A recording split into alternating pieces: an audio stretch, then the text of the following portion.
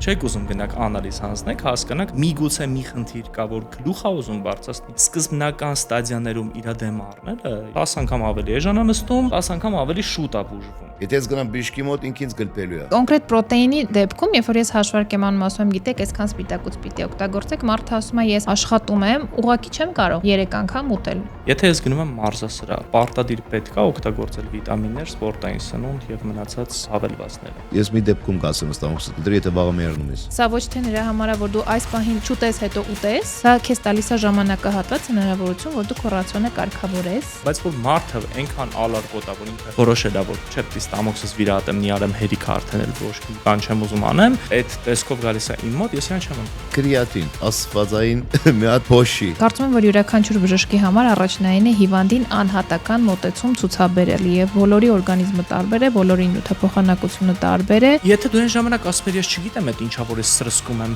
իմ մեջ կամ իմ երեխուն։ Դա հիմա խես Օզեմպիկ սրսկում։ Մեր երկար սպասված ոդկասթը կարենք համարենք սկսած։ Ծանոթացեք Մանո Բրության մեր լավ ընկերն է եւ մեր դոկտորը Ձիաննա Կիրակոսյան, Vita Detox կլինիկայի էնդոկրինոլոգ, բժիշկ էնդոկրինոլոգը։ Շնորհակալություն, որ եկել եք։ Մենք այսօր տենց լավ թեմաներ ունենք խոսալու իրար հետ։ Եկել ենք ընկերական զրույցի, եկել կընտրեք, կարող եք լավ ինֆորմացիա հավաքել, լրիվ անվճար։ Ինչ հիմնական հարցեր կան, որոնք որ մենք հավաքել ենք, բոլորս քննարկելու ենք։ Հիմնականում մեր մոտ որ կոմենտների մեջ գրում են, ինչ որ մի փաստ, որ մենք արձանագրում ենք ես ու Մանոն, մեկ էլ տակից գրում են այն բանը ռուսերեն տառերով գրողցիությունները։ Դու բժիշկ ես, որ այդ հարցի պատասխան ես տալի։ Հիմա բերել ենք բժիշկ, հրավիրել ենք ստեղ։ Սա հարցերը, որոնք որ մեզ տրվում է ու մենք այդ հարցերին պատասխան տալիս ենք, դուք հիմա կստանաք բժշկական տեսանկյունից իր պատասխանները, լրիվ բժշկական տեսանկյունից։ Ու հիմնականում այն ցավացող թեմաները, սկսենք վիտամիններից, էլի։ Ինչ վիտամիններ կարող ենք օգտագործել առանց ձեր կոնսուլտացիաների։ Տեսեք, վիտամինները, այո, առհասարակ ուզում եմ անդրադառնալ այդ թեմային, որ վիտամիններ պետք է օգտագործել ոչ թե այն ժամանակ, երբ մենք հիվանդանում ենք կամ զգում ենք արդեն, որ շատ մեծ դեֆիցիտ ունենք ու արդեն ունենք բոլոր ախտանիշները, առհասարակ որոշ վիտամիններ խորհուրդ է տրվում օգտագործել նաև պրոֆիլակտիկ։ Իհարկե ցանկալի է, որպեսզի նշանակումը կատարվի բժշկի կամ սննդաբանի կողմից, բայց ներկայումս կան շատ գրագետ մարզիչներ, իդեմս Մանոյի, չեմ ուզում այսպես գովես թնչի, բայց կան որոշ վիտամիններ, որոնք իրենք եւս կարող են պրոֆիլակտիկ դոզաներով նշանակել, հիմնականում դա վերաբերվում է վիտամին D-ին, օմեգա 3 ճարպաթթուներին, մագնեզիումին եւ այլն։ Մնացածը իհարկե ցանկալի է, որպեսզի տանք լաբորատոր քննություններ, տեսնենք ինչի կարիքը ավելի շատ ունենք եւ այդպես ուղղորդվենք արդեն։ Այսինքն եթե նա հաջողորդի մոտ որ գալիս այս նրանք ասում եմ երասնդագարքը, բարդաթի ինչ որ բաներ կա որ դարձ է պրոֆիլակտիկ, որը մենք դա garanք նշանակենք, այսինքն ոչ թե ինչպես ասեց Ձիանան, այն մարդ չի, ինչ որ հասկացող մեկը, գլխի մեկը, այսինքն ինչպես որ ասեց, օմեգա 3-ը, մագնեզիումը, ցիտրատը կամ գլուկոնատը, ընդեգա վիտամին D-ն պրոֆիլակտիկ 1000-ից 2000, որտեվ սրանք մեր մարմինը ամեն օրյա օգտագործում է, ոչ որ ինքը պահեստավորման մնում է ընդե ինչ որ միտեղ, չէ, ինքը ամեն օր օգտագործում է մեր մարմինը։ Իմ որ ասում են դե ամարա վիտամին D, ես ասում եմ ընկեր, դու օրը 3-4 ժամ, 5 ժամ այն 10-ից 3-ի հատվածում դուրսը մանես կարի, թե ինչ որ միտեղ փակ նստած գործ ես անում, արիրա վրա չխնդանք, էլի։ So ես եմ կարծում, որ ճիշտ է, այդ մի քանի վիտամինները, որ գա որ մեր մարմինը ամեն օր օգտագործում է, ես բարդաթիվ նշանակում եմ իրանց։ Եթե կան ուրիշ խնդիրներ, իհարկե ես մարդու դեսքին նայելով, եթե զգում եմ ինչ որ մի բան չի, բարդաթիվ ասում եմ գնում ես, անլիզեր վերցնում ես, նոր գալիս ես մոտս։ Ես ամենակարևորը չափաբաժինն եմ միշտ շեշտում, որ ամենակարևորն է, որ եթե պրոֆիլակտիկ ես օգտագործում, թեկուզ D վիտամին, օմեգա եւ այլն, այդ ամեն ինչը իրան գրագետ պիտի մոտենաս ու այսօր հենց մենք մարդկանց տալիս ենք ինֆորմացիա ոնց կարելի է ճիշտ այդ ամեն ինչը տնօրինել ու հիմնական մինիմալ դոզիրովկաներ, օրինակ դու ինչքան ես նշանակում օմեգան մարդուն ըստ իր քաշի, տարիքի, բոյի։ Օմեգա մոդավորապես եմ ասում, ասենք որ մի չասեմ ամեն տարիք քաշին 1000-ից 2000-ն է պրոֆիլակտիկ։ Մինչև 2000 պրոֆիլակտիկ։ Մագնեզիումը աղջիկին մոտ 300, դուքին 400, գալիս է մոդավորես ընդ ուրիշ ինչ կար։ Օմեգան ասենք, դեն ասենք։ Դեն ասեցինք 1000-ից 2000-ը։ Դեն էլ 1000-ից 2000։ Բանը, այդ այն մեկը մագնեզիումն է։ Չէ, օմեգան էլ 1000-ից 2000, դենել 1000-ից 2000 էլի, մոտավորապես։ Այո, համաձայն եմ։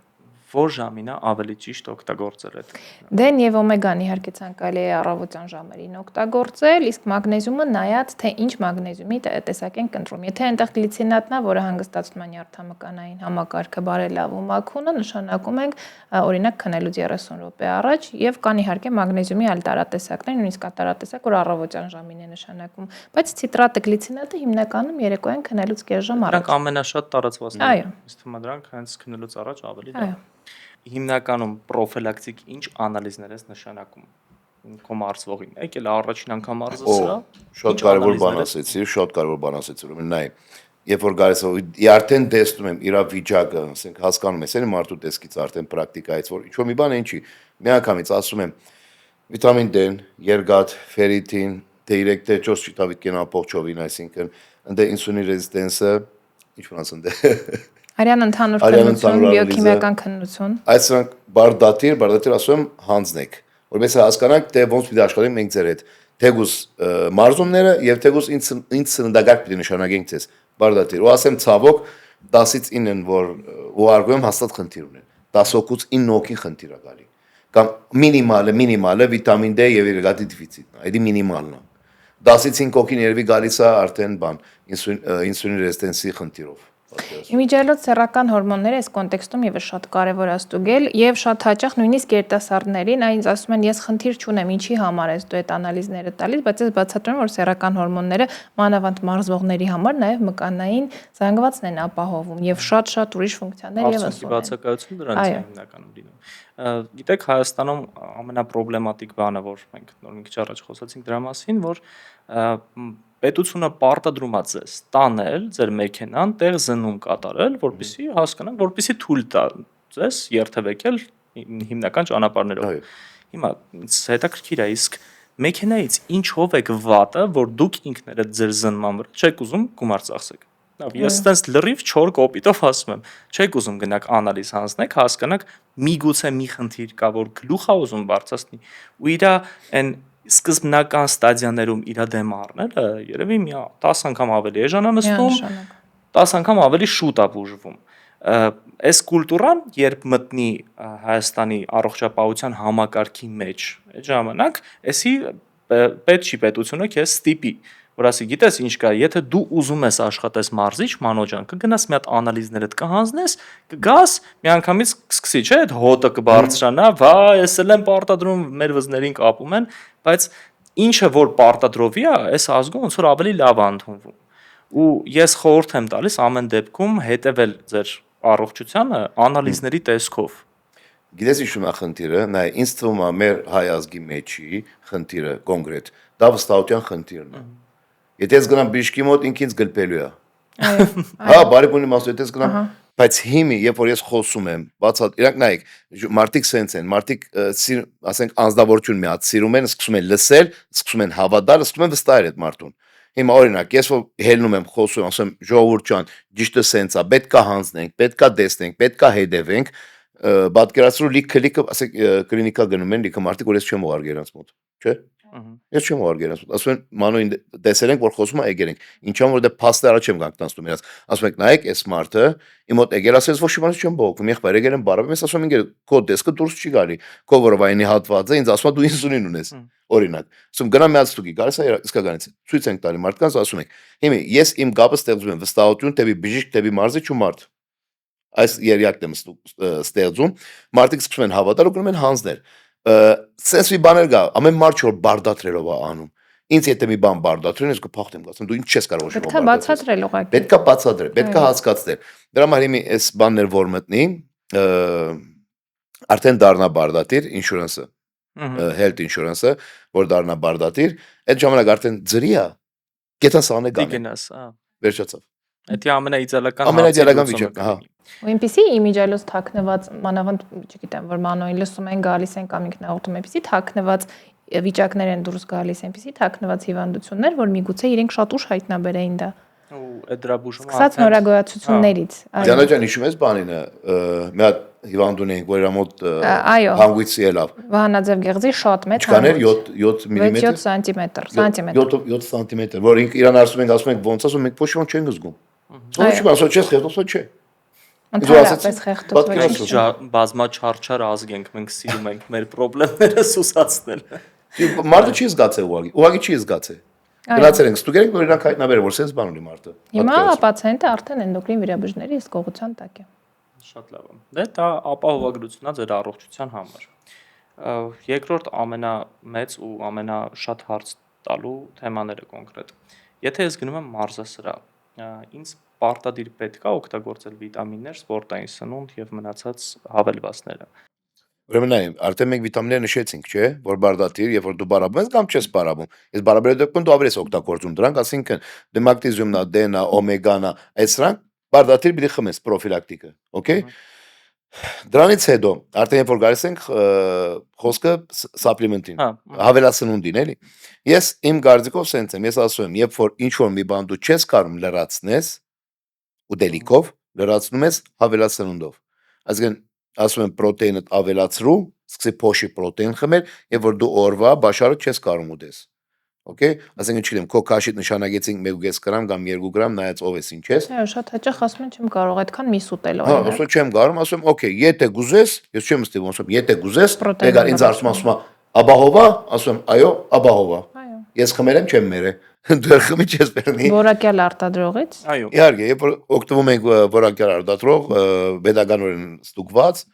սերտիֆիկատ անցած, մենք խնդիր չունենք այնտեղ էլի։ Դե ինքն նույնպես ասենք անցնում է գատի փոշով կամ ուրիշ բաներով ինքն էլ ինչ որ քիմիա է, էլի, որ ասում են քիմիա չէ, քիմիա չի։ Եթե տենց վերցնենք բոլոր ուտելիքներն քիմիա Այո, ավելի շատ են քիմիա ու ավելի քիչ են վերահսկվում։ Իսկ ես ասեցի դու մարզվողների տեսանկյունով ասեք, իսկ հիմա հիմնական, օրինակ, մարդ, որ չի մարզվում, ֆիզիկական ակտիվություն չունի, դուք խորհուրդ եք տալիս օգտագործել սպորտային սնունդ կամ վիտամիններ, թեկուզ վիտամինների մասին մենք արդեն շեշտեցինք, որ պրոֆիլակտիկ առումով կարող ենք օգտագործել, բայց եթե մարդ է սովորական ու դուք իր անալիզներից հասկանում եք, որ իր մոտ ինչ-որ բան պակաս է, խորհուրդ եք տալի արդյոք սպորտային սնունդ։ Միանշանակ այո, եթե դրա կարիքը կա եւ վիտամինների եւ հավելումների, որ անալիզներն է պետք հանձնել, որպեսզի Էլի բոլոր այն վիտամինների եւ միկրոէլեմենտների անալիզները, որ Մանոն ասեց, հորմոնալ անալիզները, իհարկե մենք արդեն զրույցի ընթացքում խորհրդատվության ժամանակ հասկանում ենք հավելյալ էլ ինչի կարիք կա, բայց այն հիմնական բազային անալիզները իհարկե Մանոն նշեց, եւ եթե կարիք կա, իհարկե նշանակում ենք, որովհետեւ վիտամինները միայն այն ֆունկցիաները չեն կատարում, որ մենք գիտենք, վիտամինները շատ ֆունկցիաներ են կատարում եւ հատկապես մարզվողների համար իրենք շատ կարեւոր են, որովհետեւ վիտամինները օգնում են, որպեսզի մենք սնունդից ստանանք էներգիա, իսկ իրենց այդ էներգիան շատ ավելի անհրաժեշտ է, եթե արդեն սպորտով ենք զբաղվում եւ մկանային համակարգի համար, քաշի նյութափոխանակության համար, իմուն համակարգի համար, նյարդային համակարգի համար վիտամինները բազմաթիվ ֆունկցիաներ ունեն, կարևոր է։ Այսինքն ես որ ասում եմ վիտամին D-ն ինձ համար արդեն հորմոն է, ինքը վիտամին չի։ Դե կոմենտի մեջ սիրում են գրել էլի, ոստե։ Այո, ինքը հորմոն է։ Այո, լավ է, երկու բար սովորես եկես բանես, բարբերությունից ծախում եք։ Ես գասում այնքան կարևոր է ինքը, որ ինքը լուրջ եմ ասում հորմոնի դեր է դառնում, որ մտի գարթա ինքը ինչեր է անում։ Հասկացաք անում վիտամին D-ը, բայց չորսան։ Սեռական հորմոնների սինտեզի մեջ վիտամին D-ն շատ կարևոր դեր է։ Իհարկե, հիմա Ձանա ջան, ես դա մեզ հարցել, այսինքն եթե դու պիտի նշանակես պրոտեին։ Այո։ Պացիենտին, ինչ որ պրոտեին պիտի նշանակես, որ դեպքում ես նշան, ինչ որ անալիզով ես հասկանում, թե օրվա սնունդը որ գրում ես։ Կոնկրետ պրոտեինի դեպքում, երբ որ ես հաշվարկ եմ անում, ասում եմ, գիտեք, այսքան սպիտակուց պիտի օգտագործեք, մարդը ասում է, ես աշխատում եմ, ուղղակի չեմ կարող 3 անգամ ուտել։ Ֆիզիկապես դա ինձ համար անհնար է, իսկ 2 անգամ ուտելով օրինակ, չգիտեմ, հաշվարկել ենք 150 գրամ պրոտեին, այդ մարդը չի կարող ուղղակի այդքան ուտել, այդ դեպքում իհարկե ես խորհուրդ եմ տալիս, ասում եմ, գիտես, հա դու օրինակ չես կարող ճաշ անել, բայց վերցրու ինչ որ ջրի մեջ կամ ցանկացած մի բանի մեջ այդ պրոտեինը լցրու, պահի քեզ մոտ, համ կողքից ուրիշ միջուտեսներ չես անի, համ կօգտագործես սպիտակուց, որը քեզ անհրաժեշտ է։ Ես դաժան դուշ բան եմ առաջարկում, ասում եմ պրոտեին որպես այն աբրես որպես համով լինի, չէ՞ որ ասում եմ, կասը ասում դե արի բանը, անուն ինչա, ավարսագի պատիներ ձում բանը, խփի պրոտեինը լցրու վրան, գցի բանը რა էլի, pancake սարքի, բրինջի։ Ես տենց լավ բան եմ սարքել, զապիկանկա է սարքել։ Վերջացավ կողքներ երկու հատ խուրմադի, դու քո համար անուն ինչա բան, նախաճաշը պատրաստարի չես բողոքի։ Նայեք, ես կարող եմ կոնկրետ sense ասել, որ պրոտեինի դեֆիցիտ պրոտեինի պրոֆիցիտ, այսինքն իր ավելցուկը օրգանիզմին երբեք վնաս չի տալու։ Պրոտեինից սարքված անգամ այդ քաղցր այդ համով բաները, որ իրանք օգտագործում են, եթե իրանք են սարքել, առնովիները չէ։ իրանք էլի չեն նպաստելու իրանք քաշի ավելացմանը, Չէ, իհարկե չէ։ սպիտակուցը չի դառնա ճարպ։ Ես ասեմ կարող է որ եթե շատ մի 2 3 4 5 անգամ ասեն չափը կարող է երիկամներին դե ինչ որ մի բան դա էլի։ Որովհետեւ չէ, գիտես ինչ համար եմ շեշտում, որ դες մեկի չթռնի կոմենտ գրի։ Ես մի քանից ասեմ։ Այո։ Եթե ասել ես դու օրը մի քան անգամ պարաստամոլ խմես դիարտը դու բան ոչ կդեր բարի գետա էլի։ Կապ չունի մենակ պրոտեինը խմում են, այսինքն պրոտեինը իրաց կվնասի։ Դու չեն ասել, օ շատ պրոտեին խմեցի, ոչկեքս բանը երիկամները սա։ Գիտեք, սա Երիկամները դες վերջում է հենց լյարդի տոքսիկ ախտարում դեղորայքից շատ եմ տեսնում, լյարդային ֆերմենտների բարձրացում։ Ահա որ այդ նրանից է որովհետև մենք էժան ցավազրկողներ ենք օգտագործում կոնկրետ ու չստուգված ցավազրկողներ։ Ես կոնկրետ բանի պրոֆիցիտի համար եմ ասում, ճիշտ ասեցիր էլի, եթե ինքը շատ է օգտագործում պրոտեինը կամ պրոտեինով սարքված ուտելիքները, ամեն դեպքում կալորիականության դեֆիցիտ իր դեպքում երբ որ խախտվում է, ինքը եթե դրանից հետո մի հատ թեկուզ գրեչկա կերավ կամ տենց կարտոշկա կերավ, որը որ սարքված է սովորական պայմաններով, իր մոտ արդեն դեֆիցիտը խախտվում է ու խախտում է նրա հաշվին, որ ինքը ոչ սպիտակուցային ուտելիք է կերել։ Բացատրեմ մի հատ ուրիշ տարբերակով 3500 կիլոկալորիայի սպիտակուցա կերել։ Կերել է միս, պրոտեին, կատնաշոր, ձու եւ այլն։ Այս ամեն ինչը լրացրել է իր ամբողջ օրվա նորմալ լրացրել է, մեկի երեկոյան տենց մի հատ կարտոշկա տենց թեթև կերավ ու ասում է քաշս բարձացա։ Իհարկե կբարձանա։ Ամեն դեպքում կալորիականության դեֆիցիտը հաշվարկեք ճիշտ։ Այդ հաշվարկը հենց այնպես չեն էլի հորինել։ Երկրորդը այդ Մանոն մի հատ շատ լավ բան ասեց, որ ասում են սպորտային սնունդը քիմիա է, այդ հարցին ոնց գրագետ պատասխանես, որ հասկանաս բոլոր մեր ուտելիքները, բոլոր, որը որ հիմա վաճառվում է խանութում կարելի է համարել քիմիա։ Քանի որ ինքը քիմիա զտում է անցնում կամ ինչ որ հավելումներ մեջ հավելանում է, որ այդ ուտելիքը պահպանվի, դա չի նշանակում, որ այդ ուտելիքը վատ ուտելիք է։ Դա նշանակում է, որ այդ ուտելիքը ստուգված ուտելիք է ու տնական կաթը խմող մարդը, որը որ բրուցելիոզ, ճիշտ եմ ասում, հավանականությունը 90% է, որ այդ վարակը կկպնի, բայց եթե դու առնում ես սովորական խանութից կաթ, որը որ ուլտրա պաստերիզացված է կամ ուղղակի պաստերիզացված է, էդի քեզ անվտանգությունը ապահովում։ Հիմա ո՞րն է քիմիանը տեղից։ Բայց ինչ որ ինքը մշակման անցել է, չէ՞։ Այո։ Ու բրուց դրանից բացի էլ, ասենք լիքը գաթեր կան, ասենք թե բուսական գաթերը, բայց ասենք մի տարի, 2 տարի ժամկետ ունեն, դրանք քիմիա չեն, դա խորանանք։ Իսկ ընդ մսամթերքները, որոնց սարած դրած են, ասենք որ ժամկետը մի տարվա քիմիա չէ։ Կոնսերվանտների հաշվին։ Այո, կոնսերվատների հաշվին։ Ապրես, իրանք գիտեք ինչ մեջ են խառնում,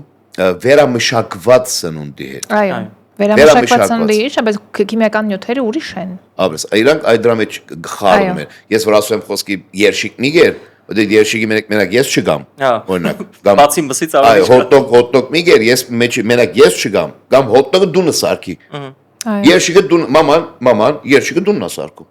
Միսը մեկ եք վերսում աղուն բանը կամ մաման երշիկը դնական երշիկ ենք սարքում։ Երշիկը դու նսարքի գեր։ Այդ դրա մեջ խառնում են քիմիան եւ վերամշակված սնունդը։ Այդ տարբերությունը որ հասկանան, իրանք արդեն առողջ կլինեն։ Հա, այդ որ քիմիան փոխարինեն բառը վերամշակված սնունդով, ես գոհ շնորհակալ կլինեմ։ Սովորացնենք։ Սպորտային սնունդը անցնում է ավելի շատ հետազոտումներ ու ավելի շատ փորձաքննություններ, քան ցանկացած խանութում վաճառվող օգտակար ուտելիք կամ չօգտակար ուտելիք։ Նույն սնեյքերը վերցնենք, վատ սնեյքերը, չիփսերը եւ մնացած ամեն ինչը։ Իրանց մոտ վերահսկողությունը մինիմալ է։ Իրոք մինիմալ է։ Սպորտային սնունդի ու մնացած վիտամինների բանը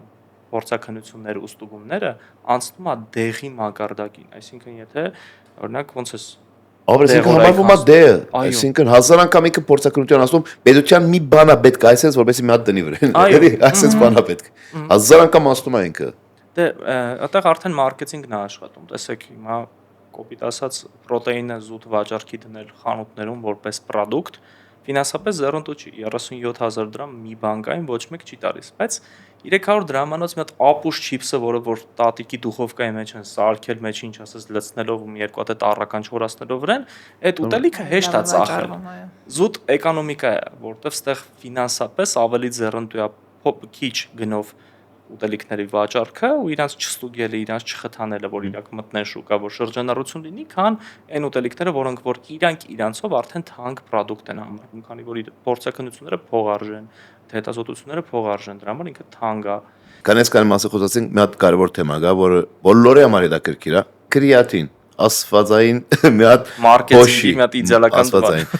Իհարկե իրա միֆերը այնքան շատ է, որ մարդկանց չեն կարող բացատրենք այդ կանը, եկեք մի հատ էլ բացատրենք ավելի խորացված ձևով։ Okay, հիմա կրեատինը, առաջինը, որ ասում են, կրեատինը ջուր է պահում։ Հիմա Բիչկուի ջան կամ Տիգրան ջան, կրեատինը ասում են, որտեղ է ջուր պահում։ Մկանների մետախոնդրիայի մեջ ենք պահում։ Այսինքն ինքը կարբոնաթթու է, որ պետք է քո մկանների մեջ հավաքվի, որ կարողանա այդտեղ ջուր պահելու հաշվին քո ATF էներգիան բարձրացնում է։ Դու դրա հաշվին ես դառնում ուժեղ, կարճաժամկետ, այո։ Երբ որ պետք է ուժը մեծացնում։ ուժը քո մոտ տևի մոտավորապես 3-ից 7 վայրկյան, ինքն հենց անում որ դու տևում է 15-18 վայրկյան, այսինքն քո դիմադրողականություն բարձրացնելը, քո ուժը բարձրացնելը կապված է կրեատինից։ Բայց կրեատինի մասին այնքան միֆեր կան, որ ես ուզում եմ որ ասի կրեատինի վնասակարության ու օգտակարության մասին։ Ասենք կրեատին միֆ 2, օրինակ եմ ասում։ Երիկամներին վնասա նստված կա դալի, պետք է օգտագործել են ժամանակավոր կամ ինչ-որ մի բան։ Այսինքն ձեզ միֆ 2։ Բիժկույ ջան, ինչ կասես սրա մասին։ Տեսեք, կրեատինը ունենք էնդոգեն կրեատին եւ դրսից ստացած։ Մեր էնդոգեն կրեատինը սինթեզում է հիմնականում լյարդում, երիկամներում, ինտեստամոքսային գեղձում, ինքը հենց ամինաթթուներից է ստեղծվում եւ 95%-ով, ոնց որ ասեցիք, մկաններում է պահում, մի 5%-ով էլ ուղեղ է դեպի հասնում։ Եվ տեսեք, եթե մենք չունենք երիկամների խնդիրներ, եթե մենք չունենք ինչ-որ քրոնիկ հիվանդություններ, որի հետևանքով ունենք արյան մեջ կրեատինի բարձրացում, դա հրաշալի կարելի է վերահսկել լաբորատոր անալիզներով։ Կրեատինը մինչև որոշակի չափաբաժիններ ոչ մի վնաս չի կարող հասցնել։ Իհարկե մեծ չափաբաժիններով երկարատև օգտագործման դեպքում, եթե նույնիսկ ունենք թաքնված երիկամային խնդիրներ, վնաս կարող է լինել, բայց սովորական չափաբաժիններով ինքը առողջ մարդկանց երիկամներին վնաս չի կարող հասցնել։ Այո։ Ուրեմն ասեմ ձեզ մի հատ էլ միֆ ուժեղ կրեատինի մասին։ Տիգրան ջան, սա կոմենտներից մեկն եմ քեզ գարտում։ Ես մի ամիս այդ ձեր 300 գրամանոց կրեատինը խմեցի։ Ոչ մի օգուտ չվեց, այդ թուղթա բաներ։ Եթե դու պլանավորել ես օգտագործել կրեատինը 1 ամիս 300 գրամը, դու իրանից ինչ որ հրաշքներ մի սպասի։ Նախ կրեատինը մոնո օգտագործման ժամանակ շատ քիչ էֆեկտիվություն ունի, ինքը քեզ տալիս է ուժ, բայց եթե դու այդ ուժը չես կիրառում, որտեղից ես դու սպասում իր էֆեկտը։ Այսինքն եթե դու իր հետ չես ստանում նորմալ սպիտակուց, իր հետ չես քնում, իր հետ նորմալ չես մարզվում, կրեատինը քո օրգանիզմ ոնց գալիս է, որպես հյուր, տենց է գնում է որպես հյուր, իսկ եթե ուզում ես ինքը դառնա մշտական բնակիչ քո մկանների մեջ,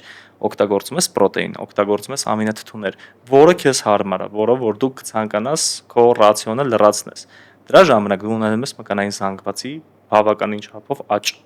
Այդ ժամանակ դու կտեսնես իր արդյունքը, բայց չես տեսնելու էլի 1 ամսում, դու իրան տեսնես 2-3 կամ արդյունքը ինչ արդյունք էր սպասում մեր լավ ախպերը դրանից, որ միանգամից գնալու է 100 կիլո ժիմբլյոշ հանի։ Արնոլդը դառնա։ Հա, միանգամից Արնոլդ։ Մի խառնեք սպորտային սնունդը ստերոիդների հետ։ Մի խառնեք սպորտային սնունդը անաբոլիկ բաների հետ։ Դրանք լրիվ ուրիշ աշխարհ է ու այդ աշխարհը ավելի շատ վերահսկողություն ու ինֆորմացիա է ձեզանից պահանջում, որը որ անգամ սովորական մարդկանց հասանելի չի։ Ուրեմն հաջորդ միֆը կրեատինի մասին Բիժկույ ջան, քեզ եմ ուղում։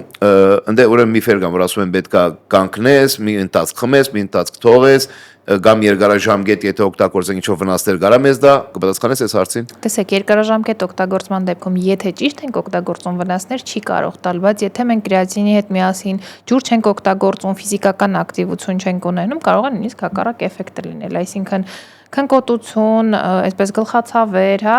էներգիայի անկում, այդպիսի ախտանիշներ կարող ենք ունենալ, այսինքն ամենակարևոր նախապայմաններից մեկը շատ ջուր օգտագործելն է եւ ուղղակի չխմել կրեատին ու նստել սպասել, որ ինչ որ մի բան կավելանա, այլ իհարկե ֆիզիկական ակտիվությամբ զբաղվել։ Այքանասիկ ջրի մասին կրեատինի հետ այդ մի հատ էլ հարց առաջացրեց Տիգրան ջան, ասենք իմ մոտ եղել հաջախորդների այդ դեպքը, իսկ քո մոտ եղել է դենց դեպք, խոսքի որ ասել են, ու հետո բարձրեց որ կրեատինի հետ ջուր չեն խմել, ինչ էֆեկտ է ստացվել։ Կարող ես պատասխանել։ Ես դա անգամ իմ վրա փորձեցի մի հատ ստուդիայում, որ մի հատ հասկանամ ինչ էֆեկտ կարա տա։ Օրական 5-ից 10 գրամ կրեատին օգտագործելը ու խմել եմ ընդամենը կես լիտր ջուր օրվա ընթացքում, առավոտները չէի կարող վեր գնալ։ Իրոք էներգիայի անկումը այն տիպի էր, որ ես պարապմունքի ժամանակ ես պարապմունքը կիսատ էի թողում։ Անդադ հորանջում ես, ինչ որ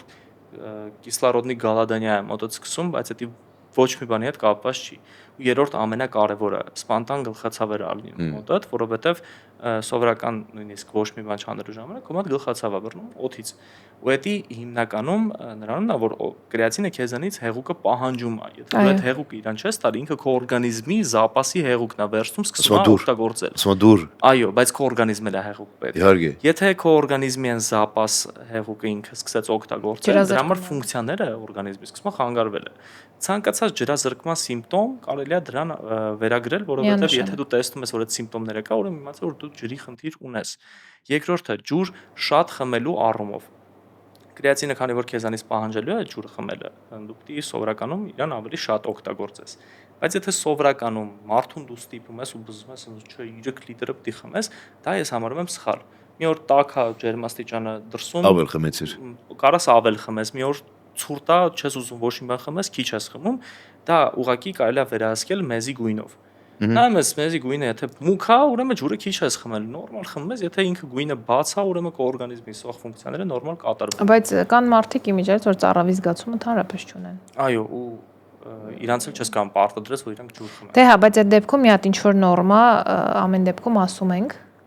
որ գոնե այս չափով խմի, այո, ստանդարտ իրա նորման օրական գոնե կես լիտրից մի լիտրը իր օրգանիզմը իրանից պահանջելու է, բայց ես որ ինձ ասում են ես ջուր չեմ խմում, ես դրան այդքան էլ չեմ հավատում, որտեղ հաշվարկով միշտ ասում եմ մոտավորապես 1 կիլոգրամին մարմնի 30-ից 40 մլի, մոտավոր այդպիսի հաշվարկով, որ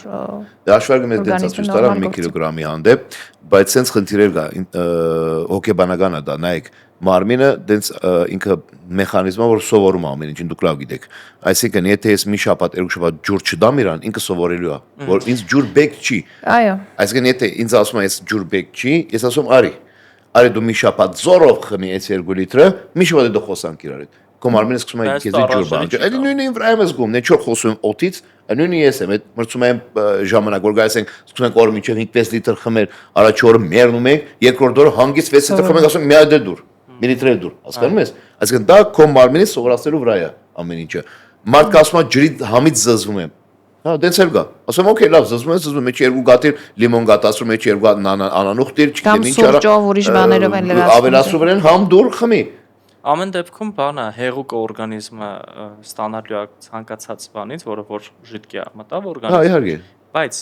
ես սովորաբար sense եմ ասում, եթե դու որոշել ես նարինջի հյութ խմես, իրան որպես հեղուկ չհամարես, նարինջը ուտելիք է։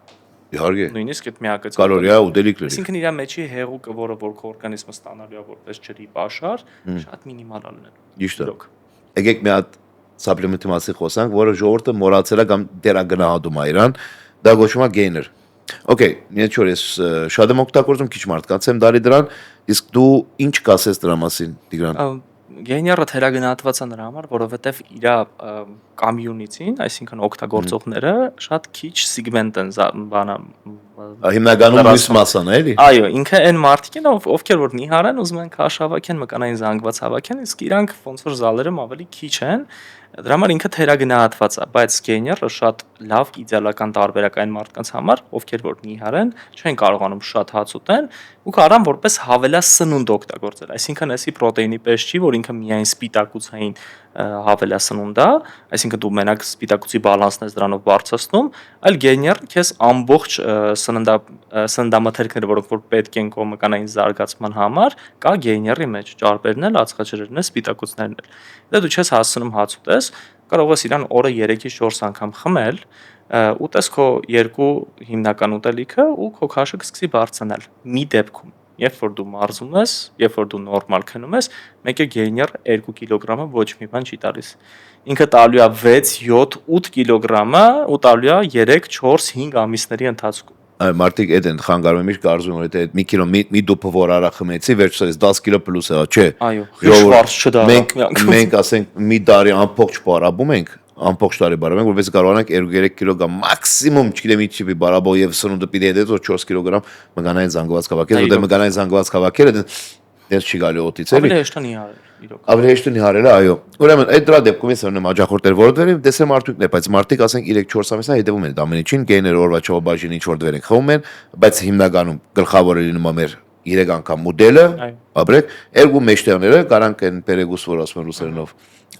դարինում է գեյները, դե գեյները հասկանում եք ածխաջրերն է բարձր, մեջը պրոտեինը քիչ է, դրա համեմատ լինում է ընթացներ, որ մեջը պրոտեիներ եք նշում, ասում ենք պրոտեիներ ավելացրու, որպեսզի իր օրվա բաշարը ամբողջովին ստանամ։ Իսկ Բիշկուի ջան, ինչ կասեք դուք գեներ երկար օգտագործման, որ մարդիկ ասում են, կարա չգիտեմ ինչ որ խնդիրների բերի, արժեքա խնդիրների բերի, ինչ որ բան կարա ասեք դրա մասին։ Երկար օգտագործումը ինքնին խնդիրների չի կարող բերել եւ ուզում եմ նշել, որ սովորաբար գեներների համար բժիշկներին չեն դիմում, մարզիչներն են նշանակում եւ գոնե մարզիչների խորհուրդ տված չափաբաժիններով է պետք օգտագործել, բայց ինքնին երկարատև օգտագործումը վնասներ չի կրում։ Բայց այստեղ մի բան եմ ուզում որ հասկանամ, որ գեները չպիտի լիարժեք սնունդին փոխարինի, հա, այսինքն ինքը կարող է որպես հավելում հանդես գալ, բայց լիարժեք սնունդին չի կարող փոխարինել, քանի որ այդտեղ արդեն մարսողական համակարգի խնդիրներ կարող ենք ունենալ եւ շատ բարդություններ։ Իր ֆունկցիան, ստամոքսի ֆունկցիան սկսում է խանգարվել։ Ստամոքսի լեղապարկի եւ այլն։ Այսինքն ոչ թե մենակ երկարատև օգտագործել, այլ նաեւ բարդաթիր պետք է այդ մարզվի, քնի, մարզվել, քնել եւ սովորական նորմալ սնունդ եւս օգտագործել։ Աբրեք, այսինքն մարդիկ կարծում են այդ մի բանը եթե անում են, իրան բեք չի բարաբեր, իրան բեք չի քնել, կամ իրան դարձա սուպերմեն։ նորմալ սնունդ ուտել, չէ։ Այո, իրանք դառնում են սուպերմեն։ Անհրաժեշտ է։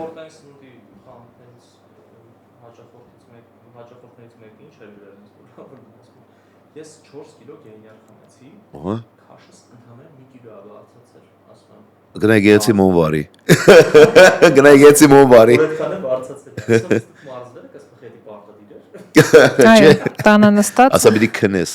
դակ բայես կես, վրեդ փագես, ադյալը ծածկես ու ասա դակ կմեծանաս, էլի։ Նոր մարզիչ եմ աշխատում, ուրեմն նոր թազա թխած մարզիչ եմ, ուրեմն պիտի ոնց որ բան անեմ, պարապող է եկել, ես է վերև եմ բարձրանում, որ փող պիտի վերցնեմ, ասում ախպերս մտի տակացի, Եկա։ նա տեսա գալիս եմ, վերևից բան եմ վերցնում գամ, ուրեմն մտնում եմ տենում եմ Փեջի կողքն։ ասում եմ, ինչ ես անում, ասում եմ, ինչ ասիր տակացի։ Նա դականում եմ, էլի։ Էդի հենց այդ ռազմինկաների հետ է կապված է, որ դուսը շոկ հալնում, ասում եմ, տակացի էսա գալիս եմ, ասում եմ, դուսը շոկ հալի չտականամ։ Քայլ ոդով եմ եկել։ Հա, որ չեն ասում ոտով եմ եկել։ Ընտի ոնց որ մի բանով տան գլխներիս։ Ես ամինաթթուները մաքսիմալ փորձում եմ բացատրեմ մարդկանց, որ դա նույն սպիտակուցն է, ուղղակի ինքը հենց է մշակած, որ ինքը հենց ամինաթթու է, այսինքն քո օրգանիզմում ինքը չի գնալու մարսվի դառնա ամինաթթու, նոր գնա իր բաների նշանակության տեղը հասնի։ Բայց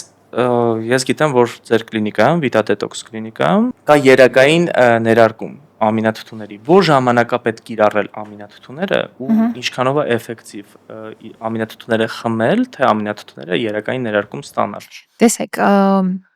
ամինաթթուները շատ կարևոր են, առասարակ սպիտակուցները շատ կարևոր են մեր օրգանիզմի համար, որովհետև իրենք հանդիսանում են մեր օրգանիզմի շատ կարևոր օրգան համակարգերի շինանյութը։ Ամինաթթուներ են հանդիսանում շատ ֆերմենտներ, շատ հորմոններ, իմունոգլոբուլինը, հումորալ իմունիտետը, իմունոգլոբուլինները, որոնք ապահովում են եւս սպիտակուցները, այսինքն սպիտակուցները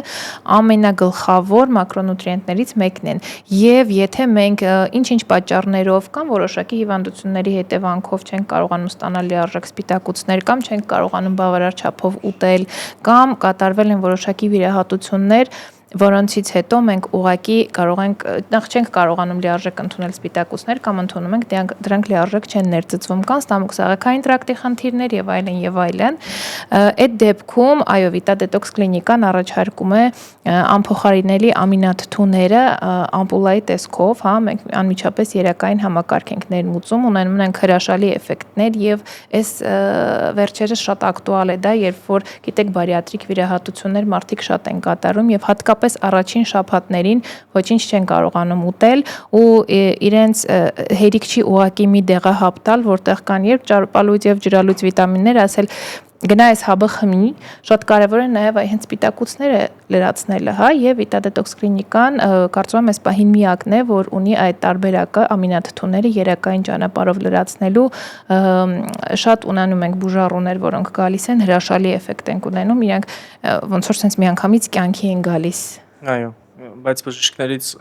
ովքեր որ վիրահատությունները կատարում են, ես շատ քիչ եմ լսում տենց բաներ, որ իրանք ասեն, չէ, քեզ պետքա էլեմենտար հիդրոիզոլյատ պրոտեին կարող են խմել մի կոֆեի բաժակ, որ իրանք սպիտակուցի բալանսը նորմայի բերեն։ Սկզբնական օրերին հավատացեք, նույնիսկ դա չեն կարողանում իրենք օգտագործել, բայց կան շատ բժիշկներ, որոնք իրենք տեսել են էֆեկտը եւ իրենք եւս արդեն համագործակցում են, ուղարկում են, որովհետեւ տեսնում են էֆեկտը, տեսնում են, որ իրենց բուժառուն իրենց ավելի լավ է զգում եւ իմիջիալոց շատ բժիշկներ վիրահատում են, հետո նույնիսկ կապը չեն պահում, այսինքն այդ մարդը վատ ազգում, բնականաբար սկսվում է մազաթափություն, մաշկիչորություն, էներգիա չկա, իրենք, չգիտեմ, օրը մի քանի քթալ յոգուրտ են ուտում, ընդհանրապես էներգիա չկա ընդհանրապես։ 130 կիլոանոց ամեն ինչը ոնց է մնալու։ Ոնց է։ Եվ հենց այդ սկզբի ժամանակահատվածն է ամենակարևորը, որ այս պրոցեդուրաները կատարվեն։ Օպերացիայից հետո ամենակարևորը օպերացիան հեչ։ Ահա, էլի ասեք, դու մարդուն պիտի ուղղորդես, ասես գիտես ինչ կա, գնա առաջինը ճիշտ սկսի սնվել։ Քիչ, օրինակ, բայց այդ սնունդը պիտի բահես։ Ու պլյուս դու պիտի մարզվես ու գրած ինչ-որ սիստեմաներ ընդունես։ Հաստատ։ Որտեղ կոստամոքսը չի մարսելու առաջվա նման։ Այո, ինչու երակային, որովհետև ստամոքսը չի կարողանում քո կերածը սարքի այն ինչ որ քո օրգանիզմին պետք է, այսինքն ստամոքսի մեծ մասը հեռացված է եւ այդ իր ֆունկցիան խանգարված է, գոնե այն ինչ որ քեզ կյանքիդ շատ կարևոր պետք է, ինքը պետք է գոնե ստանա երակային ճանապարհը ամենաարդյունավետն է, ամենաարագազդողն է ու չգիտես նույնիսկ եթե խմում են այդ դեղահաբը այդ ստամոքսի փոքր հատվածից ինչքանն է ներծծում, ինչքանը ոչ, այո։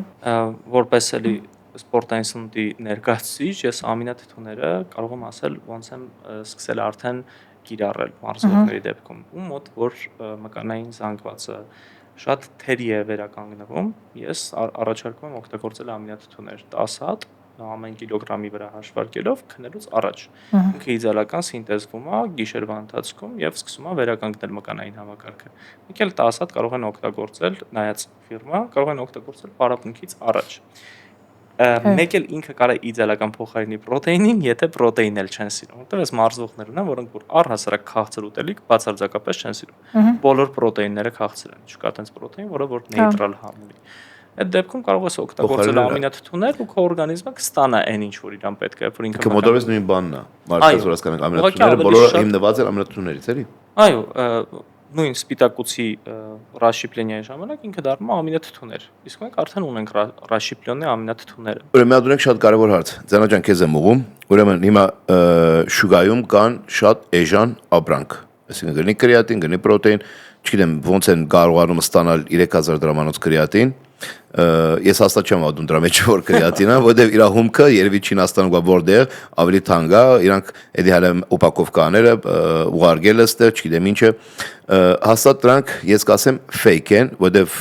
լիքը մարդիկ բլոգերներ կան, որ իրանք այդ ապրանքը վերցրել են, հետազոտել են ու տեսել են որ դրա մեջը չի բարունակում, ինչ որ գրած է իր հետևում։ Հիմա ինչ կասես, մարդիկ որ դա այդ ապրանքը օգտագործեն, ինչ վտանգներ է սպասում իրանց։ Տեսեք, այո, ունեցել ենք նույնիսկ այդպիսի դեպքեր, ոչ որակյալ սնունդ օգտագործելու, հա, հավելյասնունդ կամ բիոակտիվ հավելումներ, որովհետև նախ երբ որ սնունդը ոչ որակյալ է, դու չես կարող իմանալ այնտեղ հավելյալ էլ ինչ է պարունակվում։ Հորմոնանման նյութեր, սինթետիկ քիմիական նյութեր ու շատ հաճախ ունենում են եւ գաստրոենտերոլոգիական ախտանիշներ, այսինքն սրտխառնոց, փորկապություն, ցավեր, որովայնում կարող են ունենալ նյարդաբանական սիմպտոմատիկա եւս անքնություն, սրտխփոց, գլխացավեր, ընդհանուր մինչև թունավորում, հա, եւ այն հարցը, որ ինձ միշտ տալիս են, այ սպորտային հավելումից հնարավոր է որ լինի մազակալում, հորմոնալ խանգարումներ եւ այլն, այ այս դեպքում, այո, հնարավոր են նաեւ այդպիսի դեպքեր։ Այո։ Ես հենց շուկայում արկա fake սպորտային սնունդների պատճառով է, որ մենք սկսեցինք զբաղվել սպորտային սնունդի ներկրումով ու որտեղ մենք հստակ հասկանում ենք, եթե սպորտային սնունդը պրոտեինը օրինակ արժի, օրինակ ինչ որ marketplace-ում, անունները չշեշտեմ, չստացվի արշավ ենք տենց բան անել, բայց եթե այնտեղ դրած է, որ պրոտեինը 7000 դրամ է, մենակ պրոտեինի հումք ստանալը, դա 25 լիտր կաթ պետք է սինտեզեն, որ ստանան 1 կիլոգրամ պրոտեին։ 25 լիտր կաթը, որ երկրում է էժան լինելու, որ իրան սինտեզեն ստանան պրոտեին ու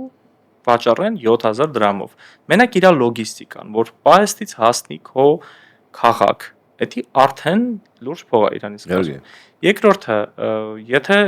դու տենց վստահ ես այդ բրենդի վրա ու դու գիտես, որ ինքը ասում է 32 գրամ սպիտակուց կա, ու դա 32 գրամ սպիտակուցը ստանալու ես, կարող են նաև լինել։ Ես բլոգերների եմ նայում, որտեղ որ ասում են, օրինակ,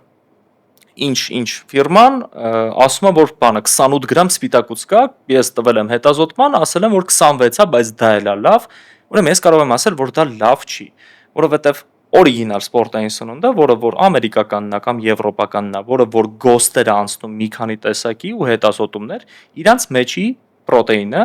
սպիտակուցը ավելի լավ կարող է սինտեզվել քո օրգանիզմում, քան այն մյուս պրոտեինը, որը որ անկախ անհայտ հումքից է բանարել, սինտեզվել։ Ինչ կասես դրա մասին։ Իհարկե, եկեք ես sense ասեմ, առաջին համաձայնվենք, որ ամերիկյան կամ եվրոպական շուկան այս սրանով առաջադառն է ինքը, բայց ինքը pedagogan շատ խիստ վերահսկվում է կոնկրետ։ Իսկ մնացած երկրները, որ մեջը գաշարկ է դիրում, մեջ ամեն ինչ է դիրում, ամեն ինչ էլ գարասարկի, գաշարկը դա ու դնի քեզ ու արգի։ Իրա ինքը ընդհանրապես կարևոր չի, այդ դիմացի մարդուն ինչ կարա վնաս տա։ Okay, իհարկե հետո այդ բահբանման, այդ քո ասած հարցը մտքում, բահբանման ձևը կամ քո մոտ եկած ձևը այն գլնի ջերմաստիճանի բան ասեք քեզ, դա փոխել կապ ունի իհարկե։ Նայես թե ոնց է ուղարկվում քեզ, okay։ Իրա փակման դուփի բան է, այդ ամեն ինչը կապ ունի իհարկե։ Օդ շնչելա, օդ չի շնչել, չէ։ Պրոտեինը բացելուց հետո 3 ամիս կյանք ունի։ Ապրեք, այսինքն իմը էդի նորմալ փակված չի եղել, թեկուզ էժանը եկել հասելա կոմո, թեկուզ իր ասած պրոտեինն էլ կա մեջը, բայց դու ինչքանով ես համոզված, որ այդ պրոտեինը որ պիտի խմես, քո մարմինը այդքանը սինտեզելու է կամ այդ 28 գրամ դու ստանալու ես, հաստատ չէ։ Մի հատ վախենալու միֆ պատմեմ, ուրեմն, ֆիրման էլի չեմ շեշտի, բայց ռուսական ֆիրմա է։ Ուրեմն պրոտեինի մեջ գրված էր, որ ինքը ստանալու է 32 գրամ սպիտակուց 40 գրամ պորցիայից։ Ամենաբարձր ցուցանիշն է։ Հետազոտումների ժամանակ պարզվեց, որ այնտեղ կան հորմոնալ մի քանի հավելումներ, որոնք որ տենց թեթև հորմոնալ հավելում են, բայց ճիշտ չօգտագործման ժամանակ ինքը բերում է մազակալման, թեկուզ աղջիկներին, օրինակ, որ նշանակում է աղջիկներին պրոտեին, որ ինքը պիտի դա խմի նիհարի կամ խմի մկանային զանգված հավաքի, մոտը սկսում է մազակալում։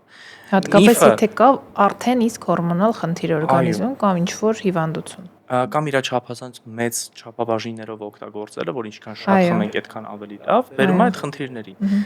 Իրականում ով է տուժում այդտեղ դուժում է ընդհանուր պրոտեին հասկացողությունը։ Այսինքն, եթե դու խմում ես պրոտեին, դու մազակալելու ես։ Այս խնդիրը որտեղից եկավ, անորակ սպորտային սնունդից։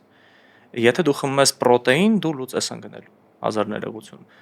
Էլի եկավ խնդիրը, չեն շեշտելու, որ ես խմել եմ ռուսական ֆիրմայի այն ինչ պրոտեինը, դրանից հետո մոտը սկսել է այս խնդիրը։ Ոչ, իրանք միացնելու են թեման։ Ես պրոտեին խմեցի։ Պրոտեին եմ խմել։ Վերջացավ։ Պրոտեին խմեցի, մազակալեցի, ոնց պիտի տենց բաներ լեր, չէ։ Կա այդ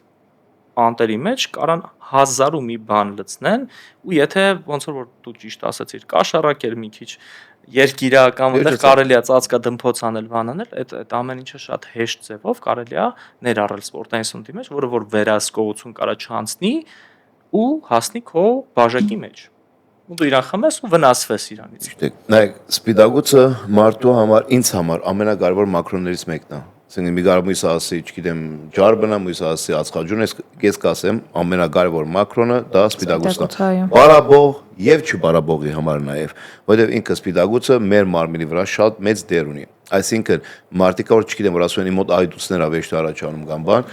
վերջում փաստում ենք, որ հա, այս մարդը սպիտակուց քիչ է անում, որովհետեւ սպիտակուցը մեծ դեր է խաղում քո մարմնի ջրերը փաշխելու վրա։ Այո։ Դա շատ մեծ կապ ունի։ Ու պլյուս քո մկանները այլ բահբաններու մասին չեմ խոսում ու պլյուս այլ էներգիայի հետ էլ կապ ունի այդ ամեն ինչը։ Այսինքն սպիտակուցները կարևոր են մարզվող եւ չմարզվող մարդկանց համար։ Դրա համար ենք ասում, այն մարդը կարա խմի նաեւ փոշին, եթե ինքը օրվա բանը չի օգտագործում, եթե բարաբողել չի։ Պրոտեինի մասին է կոնկրետ խոսքը։ Մնացածի մասին չի, որ պետքա բարաբեսեդը։ Պրոտեինը կարող օգտագործի, որտեղ մարդիկ կան, ասենք,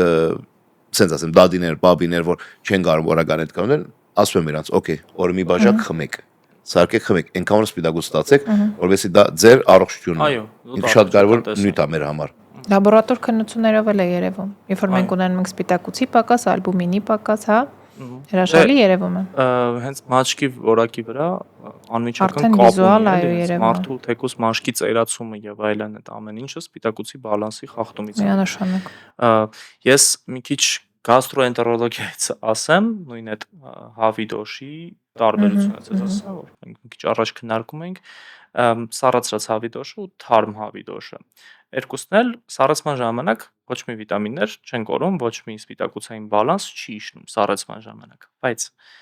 սառացրած սպիտակուցը, հավիդոշը ու չսառացրածը տարբերվում են նրանով, որ յուրացումը իրանց տարբերալու։ սառացած հավիդոշի 18 գրամ սպիտակուցի յուրացումը կարող է լինել 4-ից 5 գրամ։ 4-ից 5 գրամն է քո օրգանիզմը կարողանում այդտեղից սպիտակուց ստանա ու սարքի ամինաթթու զբաղվի իր պրոբլեմներով։ Թարմ միսը քեզ տալիս է ավելի շատ յուրացման հավանականություն, այսինքն այնտեղ տոկոսային առումով 80-ից 90%-ով բարձրանում, եթե ինքը սառացված չի եղել։ Նույնը կարող է լինել վերամշակված սնունդները, այսինքն եթե պոլուֆաբրիկատ կոտլետներ ես վերցնում կամ ինչ-որ աղացած միս ես վերցնում, որ Դու կարծում ես սպիտակուց ես ստանում ընդդից։ չես ստանում։ Դրա համար ասում են, բայց ես նորմալ ուտում եմ, իմ սպիտակուցի բալանսը լրացնում եմ, այսքան, այո, շաուրմա եմ ուտում, դրա համար իմ սպիտակուցի բալանսը լրացրած է։ Ես քիչ եմ մկանային զանգված հավաքում։ Քո ուտելիքի որակը անմիջական կապ ունի քո մկանային զանգվածի որակի հետ։ Եթե դու ուտում ես անորակ ուտելիք, քո մկանային զանգվածն է լինելու անորակ։ Այսինքն չես աճելու, մաշկիդ որակն էլ է վատ լինելու, թեկուզ այդ դուրս տալ այդ ամենը։ Հիաստափելու ես կյանքից, ես վերջ չեմ դարի իմ կյանքին, գնում եմ ուսից գցվեմ, ինձ ոչ մի բան չի օգնում, ես հենց եմ։ Նույն ձևով այս ամեն ինչը կարանք վերագրենք խմիչքներին էլ ու բաներին էլ։ Մնացած թեկուզ սուրճի ու թեյի մեջ էլ տարբերություն կա, երբ որ տարիքով մարդկանց որ նրանց հանկարծ այն բանով պակեջիկներով չայերից է ստարկես, մեզ ինչ է, չայ չի, ստար դեից, այս ինչ մուկ բան է, ջուր է ստվել։ Ճիշտ է ասում արդ։ Հա, այո։ Այն պակետները վերացվենք մեր կյանքից։ Այո, որովհետև իսկական թեյը ի թարմվի։ Իսկական թեյը դա կուլտուրա է։ Դες ես որ ինքը դերև է, իսկ այդ պակետի մեջ չգիտենք մենք ինչ է, մեջ փոշի ով է, ինչ են լցե մեջը։ Սեղանի վրայի փոշին են, հա, լցել կարալի։ Հարց հետևյալն է, Ձենա ջան։ Ուրեմն ինչպես գիտենք, մենք ասենք իբր մարզիչ, բժիշկ, չգիտեմ, տենց տարբեր մարդիկ, տարբեր մտածելակերպներ, չէ։ Մենք ասենք լինում է որ մարդիկ մեր հետ համաձայնվում են այդ մտքի, իսկ բժիշկներ կամ ոչ։ Այսինքն բժիշկներ կա որ կատեգորիզացում են, էսի ոչ, չի կարելի ավելասնունդներ օգտագործել։ Դուք ինչ կասեք այդ դրա մասին, ձեր գարձիկով դա ճիշտ է, սխալ է, հրաժարվել լրիվ այդ մտքից, թե կարելի է։ Տեսեք, այո, իրոք կան բժիշկներ, որոնք եւ հավելյալ ցնունի եւ նույնիսկ վիտամինների դեմ են, եւ իրենց էլ դա բնական է եւ լիովին հասկանալի է, որովհետեւ այդ ձեր ասածը, որ այնպիսի անորակ բաներ են օգտագործում անհայտ բաղադրիչներով ու գալիս են դիմում են իրենց արդեն իսկ հետևանքներով, մարդիկ տեսնում են այն հետևանքները ու վախենում են, հա, բայց ի վերջո կարծում եմ, որ յուրաքանչյուր բժշկի համար առաջնային է հիվանդին անհատական մոտեցում ցուցաբերել եւ բոլորի օրգանիզմը տարբեր է, բոլորի նյութափոխանակությունը տարբեր է եւ բոլորին նույն սխեմայով չես կարող նշանակում անել։ Ամեն դեպքում ես կարծում եմ այսպես կարող են նույնիսկ երկու սկզբունքային տարբեր մոտեցում ունեցող բժիշկներ ուղղակի ունենալ առողջ քննարկում, հա, այդ ամեն ինչը ավելի պրոդուկտիվ կլինի, քան այսպես նստել ու միմյանց վիրավորել կամ քննադատել։ Այ շատ լավ բան է ասեցիք։ Ուղղակի գիտական հիմքով քննարկումներ կազմակերպել։ Բոլորիս մոտեցումները տարբեր են։ Կանոն տարբեր ձևով է գրում ծրագիրը, ես տարբեր ձևով եմ, ես իրան զանգեմ, ասում եմ, ծրագիր ես գրել։ Խես, պարապողին խես, սենց բան մեր մեջ երբեք չի եղել։ Դու գիտես ինչ որ մի բան, մի նոր բան, որը չգիտի դիմացինը եւ հակառակը։ Կամ մարդը պարզապես անհատ է ինքը, դու իրան չես կարող ասել, այս տված ծրագրով ինքը ճիշտ կլինի, այո, այդ անհատական մոտեցումը շատ կարևոր է։ Այդ բառը որ շեշտում եք շատ լավ բան եք ասում Ձենա ջան, նայեք, ես միշտ ասում եմ, մի բանը մի վերցնեք ու գնան դարեք եթե առաջ մինչև վերջ։ Ինձ որ գրում են, ես որ ասում եմ, ստամոքս մի գտրի, ես սենց բաներ կարա բերիկես, այնպես մեկ կոմենտի մեջ թռնում ասում եմ, ես գտրել մոտ նորմալ է, այսինքն եթե դու գտրել ես, ու եթե քո մոտ նորմալ է, խնդրում եմ մի պրոպագանդի ու ասա դա նորմալ է, բոլորի մի քաչալերի, որ էդի անեն, կամ դու ինչ որ մի բան ես սրսկվել որնի հարես, կամ ինչ որ մի բան ես խմել որնի հարես, կամ ինչ ես արել որ խնդրում դու մի պրոպագանդի, ինչ ունում ես դու քեզ բահի, եղավ, ուրիշին խորտ մի դուր խնդրում եմ, թող ուրիշը իր ձևով իշտի։ Նույնն է բիժիշկը, այսինքն եթե բիժիշկ ջան, քո մոտ ինչ որ մի դեպք կա եղել, այդ մարդը ինչ որ վնաս է ստացել, դա չի նշանակում որ բոլորին դի X քաշես ու ասես գնա, չէ։ Անհատական, ինչպես որ ասել, անհատական, մեր մոտ կարից է հաջախորդը, կարից է պացիենտը, հիվանդը, ինձ համար է որ գալիս է իմ մոտ, ես ոնց որ հիվանդ եմ ինձ համար, ես պիտի բուժեմ իրանց։ Գալիս է այն մեկին տարբեր։ Սկսում ես հոգեբանականով, վերջանում ես առողջությամբ։ Այո։ Որովհետև եթե դու տեսնում ես անալիզով, չէ, դա երևում է, կա ինչ որ մի բանի պակաս։ Ոնց կարող ես աչք փակել ու ուղղակի ձեռք չտալ դրան կամ չլրացնել։ Իրանց համար իրանց ոնց որ կարելի ասել ապահովագրել են այդ որ արգելում են ու վсё ապահովագրեցին իրենց։ Նայեք, հենց նույն այս թեման, որ ստամոքսի վիրահատությունը ես ընդունում եմ, դա մանոն չի ընդունում։ Հիմա ինչ ստացվա մենք ճշտամիներ ենք, Ոչ, իր մոտեցումը դա է, իմ մոտեցումը սա է։ Այսինքն իր կլիենտը ուրիշ է, իմ կլիենտը ուրիշ է։ Մենք իրար հետ ինչ որ բան չունենք կիսելու, ես չեմ ուզում իր ավտորիտետին կպնեմ, ինքը իմ ավտորիտետին չի կպնում։ Այսինքն մենք հասկանում ենք, որ տարբեր մարդիկ տարբեր մոտեցում են։ Եթե ես տեսնում եմ, որ այդ մարդը 10-րդ պապիտկայից այլ չի կարողանում նիհարի ու իր մոտ սկսում է հոգեկան խնդիրներ, ուրիշ տարբերակ չի։ սրսկվի ինքը Օզեմպիկ, կկտրի ինքը Ստամոքսը։ Ինչ ուզում է ինքը անի, եթե դա կանի լավ վերահսկողության տակ, ճիշտ բժիշկների հետ ազոտումներով ու ամեն ինչով, ես դրան կողմ եմ։ Ես իրան ամեն ինչով կօգնեմ,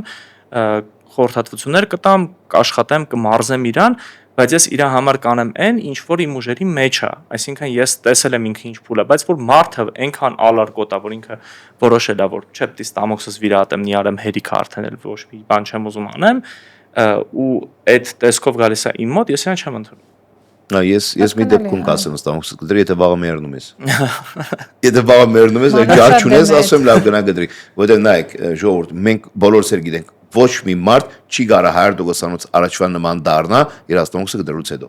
Այո։ Եկեք այսպես բանի վրա գայինենք ու ասենք այո։ Այո, իրա վերականգնումը Չես կարա։ Ստամոքսի վիրահատությունը շատ հեշտ է, մանոջան։ Ստամոքսը գիսա դա աշխատելու։ Այսինքն դու երբ որ ասեք 200 կիլո ես, դու Ստամոքսը գդրեցիր 100 կիլոյի չար։ Ջարբի չար։ Ոչ։ Մգան։ Մաշկդ ուրի չավ։ Փորիդ մաշկ եկավ ծնկներիդ։ Չէ՞։ Մի հատ դրա համար։ Դե աբդոմինո անես։ Դու նորմալ չես կարող բայց միևնույնն է կան տարբերակներ, երբ որ ուրիշ Հա, ես հիմա որպես մարզիչ չեմ ասում, որպես հոգեբան եմ ասում, որտեվ հոգեբան առողջությունը չի վերականգնում, հավատացեք։ Այն մարդիկ, ովքեր որ արդեն ծայրահեղության են գնացել ու իրանք իրանց քաշի ձեռը կրակն են ընկել, ու ոչ մի ձևով էլ չեն կարողանում։ Հիմա այդ մարդը, մանոջան, առողջական խնդիրներից բացի ունի հոգեկան խնդիրներ։ Հա, դե դրա համար եմ ասում։ Եթե հաջորդորը մեռնում է։ Այո, ու մանոն ճիշտ է այդ ֆորմուլիրով կեն տալի, որտեվ իրա մեռնելը ֆիզիկապես մեռնելու հետ չի, հոգևոր մեռնելն էլ է, դա այնց բարդ բան է, որ իրան չես կանալու վերականգնես հետո։ Այսինքն այս մարդը իր 10-րդ պապիտկեն ձախողելուց հետո միակ տարբերակը լինում է նա, որ ինչ որ միջամտություն լինի, վсё։ Բայց արի սրանը բանանենք, մարդիկ քաչարերվում են, ասենք երբ որ ասում ենք, օքեյ, դու 200 պլյուս ես կնան գտրի, հասկացանք լավ վաղը մեռնում ես, բայց այն որ խոսքի 120-130 կիլո, որ գնում է գդրի, բիշկը ասում արի բարգի գդրեմ, դա չեմ ընդունում։ Եվ հետո նորից հնարավոր է քաշավակել։ Ոչ թե հնարավոր է, 100% կարա այդ քաշավակել։ Վարքագիծը չփոխ։ Այո, այդ սննդային վարքի խանգարումը, ես դրա մասին մի հատ ամբողջ թեմա եմ հիմա պատրաստում, որ սննդային վարքի խանգարումը դա հիմիկվա մեր պայմաններում ինքը շատ լուրջ խնդիր է, որ ոչ մեկ դրա վրա ուշադրություն չի դարձնում։ Սննդային վարքի խանգարումը մենք տալիս ենք մեր երեխեքին ի սկզբանե։ Ես կոնկրետ այդ ամեն ինչի հետ առնչվում եմ։ Հենց կոնկրետ իմ տղեն իմ հետ կկռվի ուտելիքների համար խոսքի։ Ինքը իր ուզած ուտելիքը նա ուզում ուտի, ես ասում եմ չես ուտելու, ես ես ուտելու, հեռախոսով չես ուտելու, ինքը իմ հետ կռվում է, նեղանում է մեր փոխհարաբերություններով։ Փչանում են, բայց այս ամեն ինչը դաստիարակություն է պահանջում։ Ոչ միայն ծնողի կողմից, այլ առհասարակ սոցիումը պիտի հասնի նրան, որ ինքը բանա, մենք մի քիչ գաստրո երկիր ենք դարել, էլի, այսինքն մեր մոտ լավ ժամանցի անցկացնելու վայրը դա ինչ որ միտեղ, ինչ որ մի բան ուտելն է։ Դե մեր կուլտուրայի մեջ արդեն կա, այսինքն մենք եթե միտեղ գնացել ենք ու լավ հաշ չենք կերել, մեր այդ միտեղ գնալը անիմաստ էր։ Էդ է։ Ես մի բան եմ ասում քո 40 տարեկանի դիաբետը գալու է 10 տարեկանից։ Այո։ Քո լիարդը ջարբա գալած, գալիս է 10 տարեկանից։ Այսինքն այդ ծնող հիմիկվանից հետևի քո երեխուն։ Հիմիկվանից դիրան ճիշտ ճամփու մեջ։ Այսինքն ինձ մի աս երեխեն լացում է, թողլացի։ Հա, ավելի լավ։ Այսօր գլուխը գտա բադին, վաղ գլուխը գտա բադին, մյուս օրը գտա, այդ 4 օր ձեր չի անել երեխեն։ Ինչ դրես դեմ է դեր ուտելու է։ Ասում դե դուրս գնում է ձերը փողը դարիս եմ ինքը ինչ ուզում ուտում։ Ոչ։ Ոչ, պատատի իմ մաման տենց է սովորացրել ինձ։ Բուտերբրոդը արել, հա, ասեք բարակլավաշի մեջ, օրինակ, թեգուզ ասում, երեխայինք, օքեյ այդ բակլավաշը։ Պատատում էր հավի դոշտա, չգիտեմ ինչ դա կսում էր, բաներ անում, դարես էր մենք այդում ենք դպրոց, այդի ուտում էինք։ Իսկ իմի 1000 դրամ, 2000 դրամ, դարես ասում կնա բուֆետում ինչ կա։ Բուֆետում ինչ կա, օտո։ Այո։ Ես այդ եմ ասում, էլի մեր սոցիումը, անգամ սոցիումը հələ սննդային վարքի այդ խանգարումների մեջ 0% ներդրում ունի։ Եթե դու դպրոցում բուֆետ ես դրել, դու դպրոցի բուֆետում մի հատ առողջ ուտելիք չունես։ Մի հատ։ Հա, ճիշտ է, էլի։ Դա պետականորեն, դա պետք է ուշադրություն դարձնել գարձիկով։ Ամերիկայում, Եվրոպայում այնտեղ զավտրկները վերահսկվում են լաբորատորիայի մակարդակին էլի, որ ասենք երեխեքը ինչ պետք է ուտեն, մեր մոտ երեխեքը ինչ են ուտում, դե մի վարդու շտատի բուդկայից առաջ հələ ձեր մոտ բուֆետներ կա մեր Աբովյանի բաներում նոր է սկսե բուֆետները, իմ սովորելու ընթացքում մեր բուֆետը չի եղել առհասարակ, այսինքն յոլա են գնացել ինչով որ կարենք, այնտեղ տես մի հատ բուֆետ կար, որ այդ բուֆետը вообще չենք մտնում, համենայն դեպս վերահսկողությունը դրանց վրա նոր Հայաստանում սկսել է ոտի կանգնել։ Հիմա իմ երեխան գնում է դպրոց, այնտեղ շատ համով բան են տալիս, առողջ, սարքած, իր համար էդի համով չի, որովհետև առողջ է։ Դե համար իմ տեղն ընդ չի ուտում, գալիս ասում է, չէ, ես դա չեմ ուտելու, ինձ դու ուրիշ ուտելիք սարքի։ Ամեն դեպքում նոր սկսել է այս թևը զարգանալ։ Ամենակարևորը երեխեքից է, մենք ամեն ինչ պետք է սկսենք երեխեքից, օրինակ նայեք, Ձանա ջան, դու ինչ կարծիք ես, երբ որ կերինետում է իր խոսքի քրոջ երեխեքին դեստի, բարդատիր այդ բաննա, չէ։ Ես ինչ խոսում նորմալ կյանքից եմ խոսում, բարդատիր, ես խոսում եմ մեր կյանքից եմ խոսում։ Կերինետում բարդատիր մի երկու տելեֆոն, որ ինչ ասես անուն չեմ տալու, մեջ լցած դառնում է երեխեքին։ Ու մաման բաբան ինչ են ասում, կամ որ ինձ խոսում, ասում դե երեխա էլի աջող օրգանիզմ է, գուտի գանցնի։ Դու ինչ ասես օրգանիզմ։ Միանշանակ ես եմ դեմ, ես ինքս 2 բալիկի ծնող եմ ու դեռ պայքարում եմ։ Ուղղակի արդյունքի մի քիչ դժվար է հասնել, որովհետև մեր մեծերը եւս այդ սննդային սովորությունների զոհն են, հա? Ու երբ որ դու ասում ես, ասում ես, դե դու ինչ ծնող ես։ Հացով կերպով կշտանաս։ Ինչ ես այդպես վարվում, այո։ Հիմա դե բանը ասում, չէ, ոնց է, ոնց է։ Այդ պայքարի փուլում եմ, այո։ Դու ես չեմ լսում ոչ ոք։ Ասա քո գործը ախպեր, իմ գործը, դու գնա գործից։ Գնա երախոտ ինչ ուզում ես արա։ Խնդրում եմ ինձից հեռու մնա։ Դե այդ ամեն ինչը Որ խոսում հոտ-դոգից կամ երշիկից, որ ասում եմ մի դուր երեխու դարա։ Դու գերում ես գեր վաղը մերի բրձնեն քեզնից, բայց քո երեխոտ մի դու, թո երեխեդ ապրել է մեղքա։ Հա։ Այդ ասոցություններ, Ամերիկա, բան Կալիֆոռնիայի, որ ասում է խոսքի ամիսը ինչքան, մոռացել ինոր գրել էի, 30 հատ հոտ-դոգ որ ուտես, ասեք քո կյանքից այսքան գրջադում ես։ Հա, այո։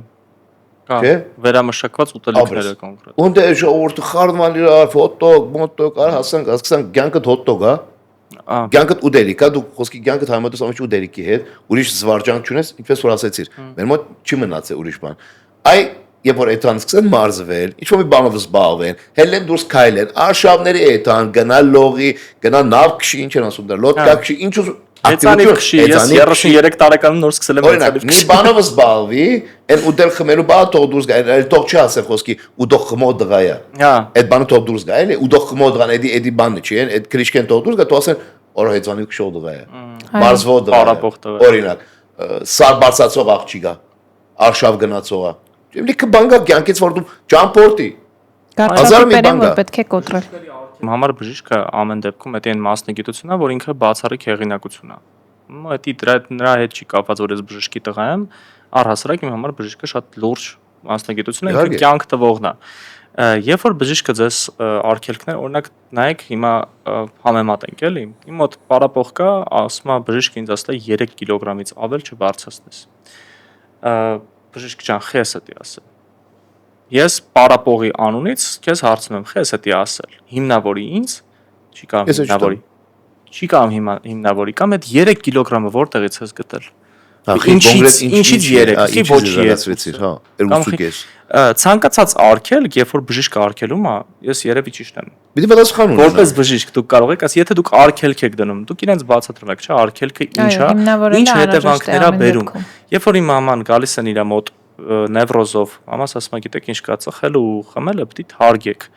Չի կարելի էդի օգտագործել ու իրան ասում են բժշկուի ջան, խի, մաման ասում է հարգելիս ալկոգոլի ազդեցությունը քո նյարդային համակարգի վրա գուբիձիլնի է։ Չի կարելի։ Ծխախոտը օգտագործելը քո անոթների վրա է վատազդում, որը որ քո մոտ էլի կարա նյարդային սպազմեր առաջացնի։ Արի մի արա այս ամեն ինչ։ Հիմնավորումը եղավ, բուժումը նշանակվեց, բժիշկ ջան, խի ես 7 հատ դեղ պիտի խմեմ այս 7 օրվա ընթացքում։ Բացատրում է, սա սրա համար է, սա սրա համար է, մարդը full ինֆորմացիայով դուրս եկավ իր կաբինետից գնաց։ Այո։ Բայց եթե բժիշկը իմ հաճախորդը մտել է, ես պատմեցի մի անգամ հիշում եք, 7 բժիշկ բաժանմունքում նստած, ասել է, բանա, պրոտեին եմ խմում,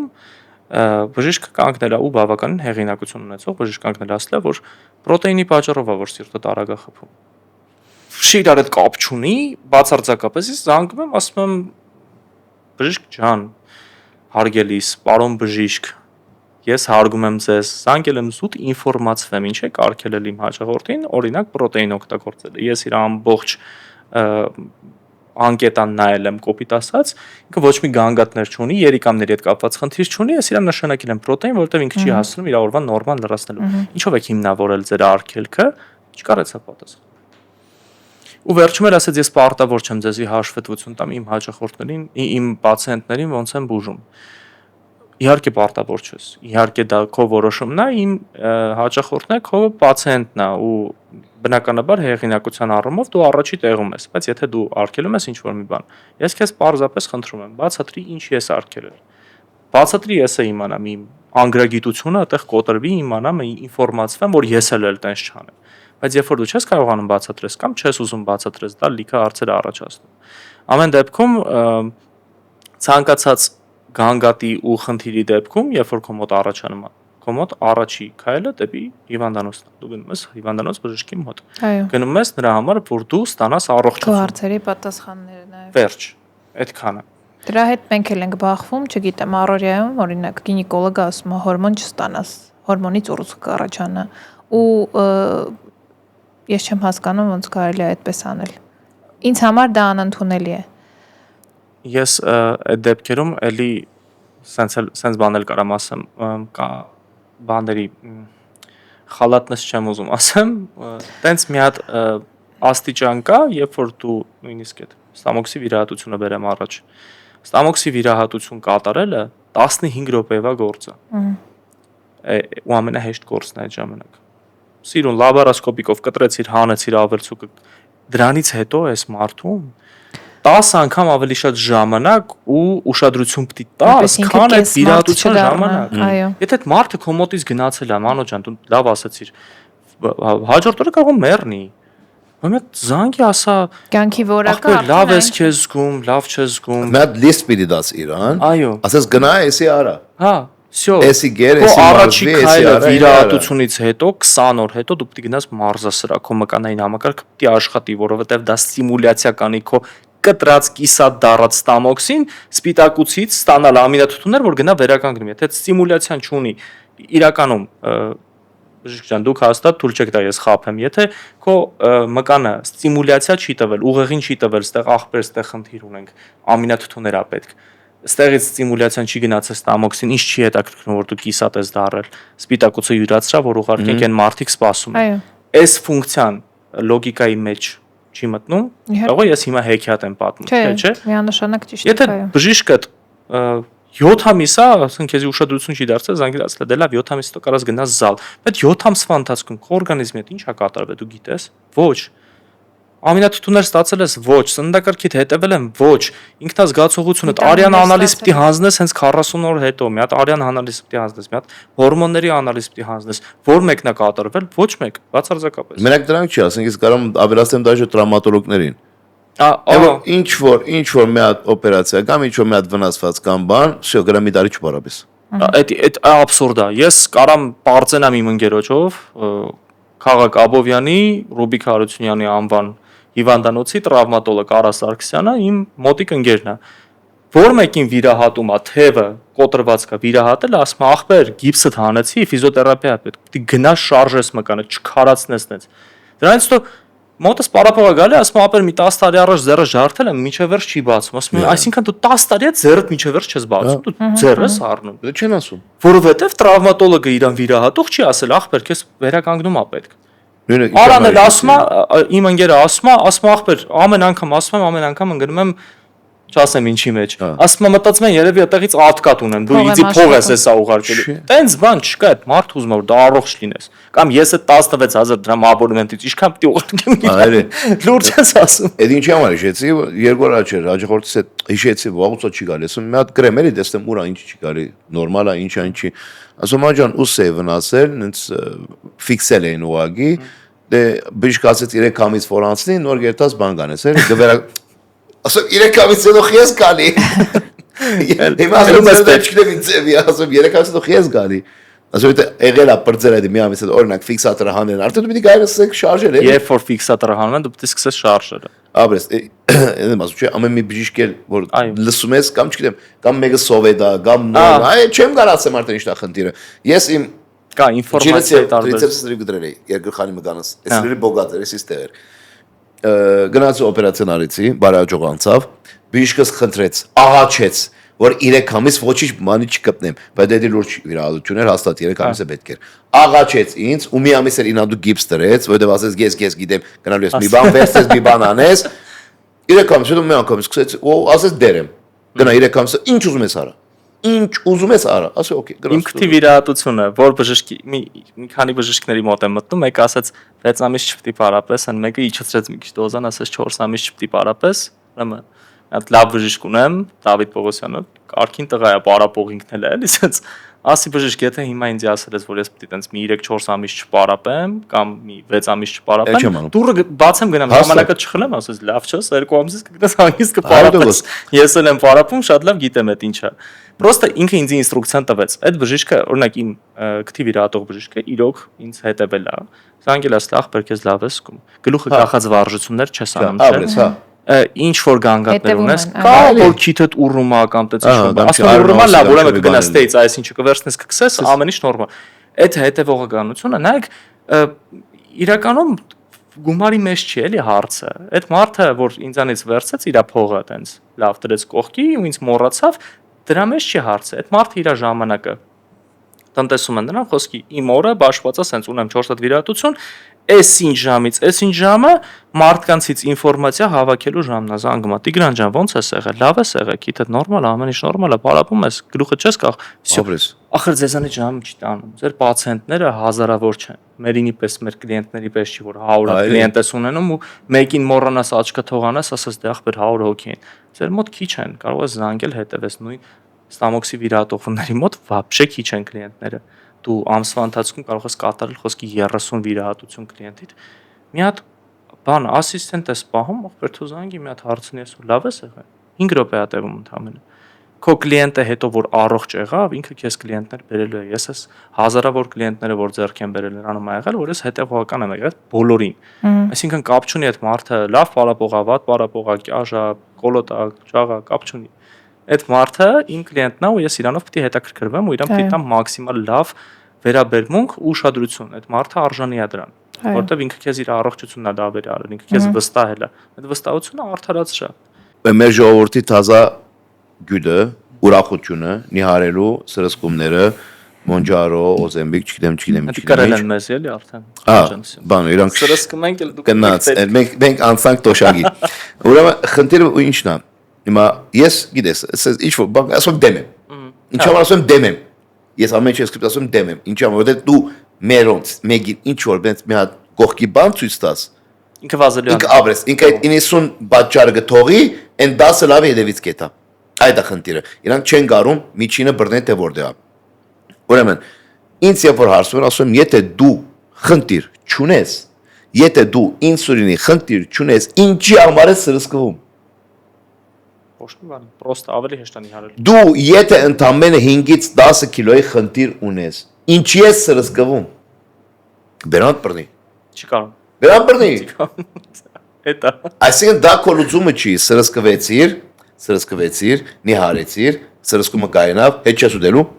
100% ուտելու է։ Ատկատների մասին ինձ կարող եք ասել։ Այսինքն դու արժեքի փակումը հետո։ Չէ, այսինքն դու քո լուծումը սկզբից չլուծեցիր։ Դու ինչ որ ժամանակավոր, ես որ միշտ ասում եմ, ինչ որ մի բան անում եք, ժամանակավոր մի արեք։ Դու ժամանակավոր էլի քո խնդիրը արեցիր, հետո այն սկսեցիր նույն ձևի գնալ։ Իմիջիայլոց ես վերջում այնպիսի դեպք ունեցանք, Մանոյին զանգել եմ, ասում Մանո գիտես ինձ ուղարկել ես բուժառու, բայց իր մոտ կա ինսուլինառեզիստենցիոն եւ իրեն հենց անհրաժեշտ է այդպիսի դեղորայք, ու ես իմանալով Մանոյին ասում, Մանո նորմալ է, որ այդպիսի դե ասում դու եթե կարիքը գտնում ես, այսինքն այո կան այդպիսի դեղամիջոցներ, հիմա Օզեմպիկից անցում ենք կատարել արդեն Մունջարոին ավելի նոր սերանի դեղամիջոցը երկու տեսակի ինկրետինների հետ է աշխատում եւ տեսեք դեղորայքը շատ է օգտագործվում, շատ տարածված է։ Այստեղ կարևոր է հաշվի առնել ցուցումները եւ հակացուցումները։ Եվ եթե նույնիսկ դու չունես հակացուցում, ունես ցուցում կամ մարդը ինձ ասում է, գիտես, այս կդառնա ինձ ստիմուլ, այս ինձ կօգնի, ես ասում եմ օքեյ, բայց գիտես մենք երկարատև չենք ընդունելու դեղորայքը 3-4 ամիս, հետո հանելու ենք եւ դու դա քեզանով ես պահելու ու մարդկա գնում է 1 ամիս հետո կարող եմ էլի ստանալ, ասում չէ, սպասի, ստոպ։ Դու չես կարող, չէ՞, ամբողջ կյանքում։ Հետո դեղորայքը ունի ազդեցություններ, կողմնակի ազդեցություններ, հետևանքներ, դու չես կարող ամբողջ կյանքում այդ ներարկումների վրա լինել։ Այսինքն, այո, ունենում ենք դեպքեր, երբ որ ես ինքս նշանակում եմ, ունենում ենք ցուցումներ, նշանակման, մարդիկ ստանում են, բայց ես միշտ իմ առաջին խոսքը դա է լինում։ Սա ոչ թե նրա համար է, որ դու այս պահին չուտես, հետո ուտես, սա քեզ տալիս է ժամանակահատված հնարավորություն, որ դու քո ռացիոնը կարգավորես եւ հետո ունջարոից օրինակ դուրս գաս հենց այդ ռացիոնով արդեն կարգավորած ոչ թե այս պահին չուտես չհասկանաս ինչ է կատարվում հետո ուտես օրինակ իմ մոտ աջախորդ կար այս մի ամիսա գալիս է արդեն մոս ինքը հենց ինսուլին ունի արդեն դիաբետ է ինքը դե գիտեք ախորժակը բաց է գիշերը զարտում է խալացենիկը սրբում է քնում է ասում եմ լավ օքեյ արի ասում եմ գիտես ինչ կա արդեն քեզ ես եմ ասում արի այդտեղ սրսկվենք բան ասում եմ չէ ախպերս ասում եմ մի անգամ սրսկեց ասում եմ կյանքս եկավ դեմս օրինակ ինչ-որ գլխաբդույթներ, գլխացավեր, սիթխարմոնց, չգիտեմ ինչ ասում։ Երկու շաբաթ ասում եմ ես մերեր էի ասում, ասում լուչի ես ինսուլին սրսկեմ, քան թե ասում էի։ Մեր ցավը հենց դա է, որ շատերը այս դեղորայքը սկսում են առանց հետազոտվելու սրսկվել ուղղակի։ Դրանից քոնե շատ հակացություններ վերահսկողության տակ լինի։ Եվ մեզ դիմում են արդեն, երբ որ իրենք ունենում են լավ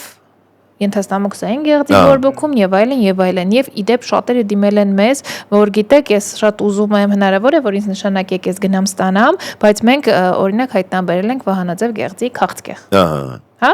բայց եթե ուրիշ տեղում լիներ կամ բժշկի դիմաց լիներ ինքը ուղղակի կգնար կսրսկվեր եւ կմեռներ ուղղակի իրանց բաղ գիտես որն է ասիկն ես այդ եմ հավանում որ իրանք իրանց մոտ է կգաս օրդ կսրսկվես կետաս ասում եմ քեզ չենք տարեցի ձերքդ ահա դու այդ մարդու ձերքը դվեցի սա ազգուդակը այդ նույն բանը խփելու է սա սպրիցի տակ մի քիչ թող պերց սա ազգուդակը խփելու է բոլոր համապատասխան անալիզները պետք է հանձնել սոնոգրաֆիան կատարել այ ես այդ առումով երբ որ դուք իրան հետազոտումներ եք առաջարկում տեսեք ես կներեք որ ընդհատում եմ էլի երբ որ դուք իրան ասում եք չէ պիտի ես անալիզները հանձնես էսի պիտի անես էնի պիտի անես են ընկերուհիս առանձնրել է սրսկել արել է այո բայց չէ որ քո ընկերուհին հնարավոր է որ ունեցած չլինի պանկրեատիտ բայց դու ունենաս դա վերածվիր սուր պանկրեատիտի որը արդեն կյանքին սպառնացող դա ընկերուհի մի քանի ամիս հետո խոսքի դիաբետ դառնա այո կամ վահանաձև գեղձի քաղցկեղ ոնց որ ասացի նպաստի աճին եւ այլն ես իմ տեսանկյունը կարող եմ ձեզ ասել ինչ եմ ես դեմ ինչ եմ ես կողմ ու իմ մոտ դեմ ու կողմը ամեն անգամ իրար հետ կռիվ անում կորոնավիրուսի այդ բաները պատվաստումները հիշում եք բոլորը սա աշխարհով մեկ վատ արձագանք էր ստացել փորձում են մեզ չիպավորեն այն սենց խոսքով չիպավորվում եք հեռախոսով ամբողջ ձեր չիպավորումը արդեն տեղի է ունեցել բայց ուզում եմ նկատեմ մի հատ սենց մասա այն մարդիկ ովքեր որ ավելի բարձր էին գոռում որ այս սրսկումները մեզ վարի է տալու մեզ սպանելու է մեզ պատվաստումները կորոնայի դեմ այդ ամեն ինչը